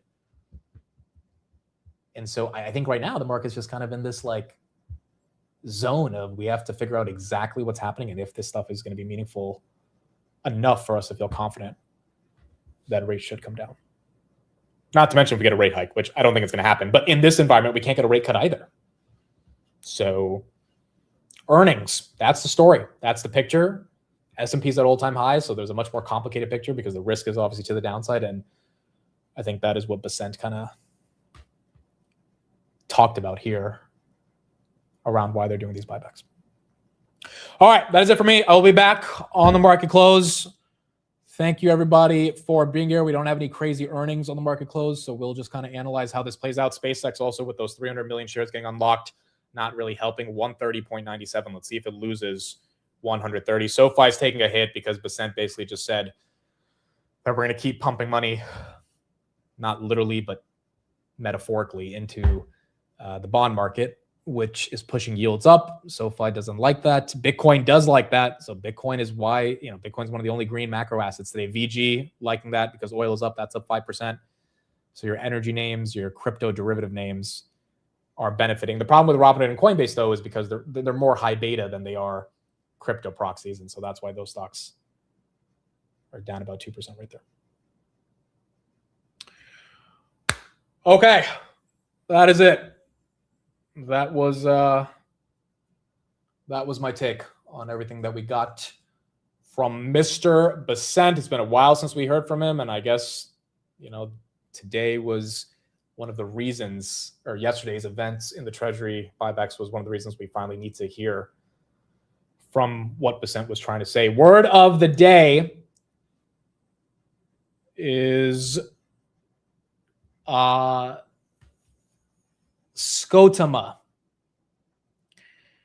Scotoma. Yes, we do have Ross earnings after the bell. We'll talk about that. A psychological blind spot, something that is present and observable, but that a person fails to perceive because of their assumptions, biases, or expectations.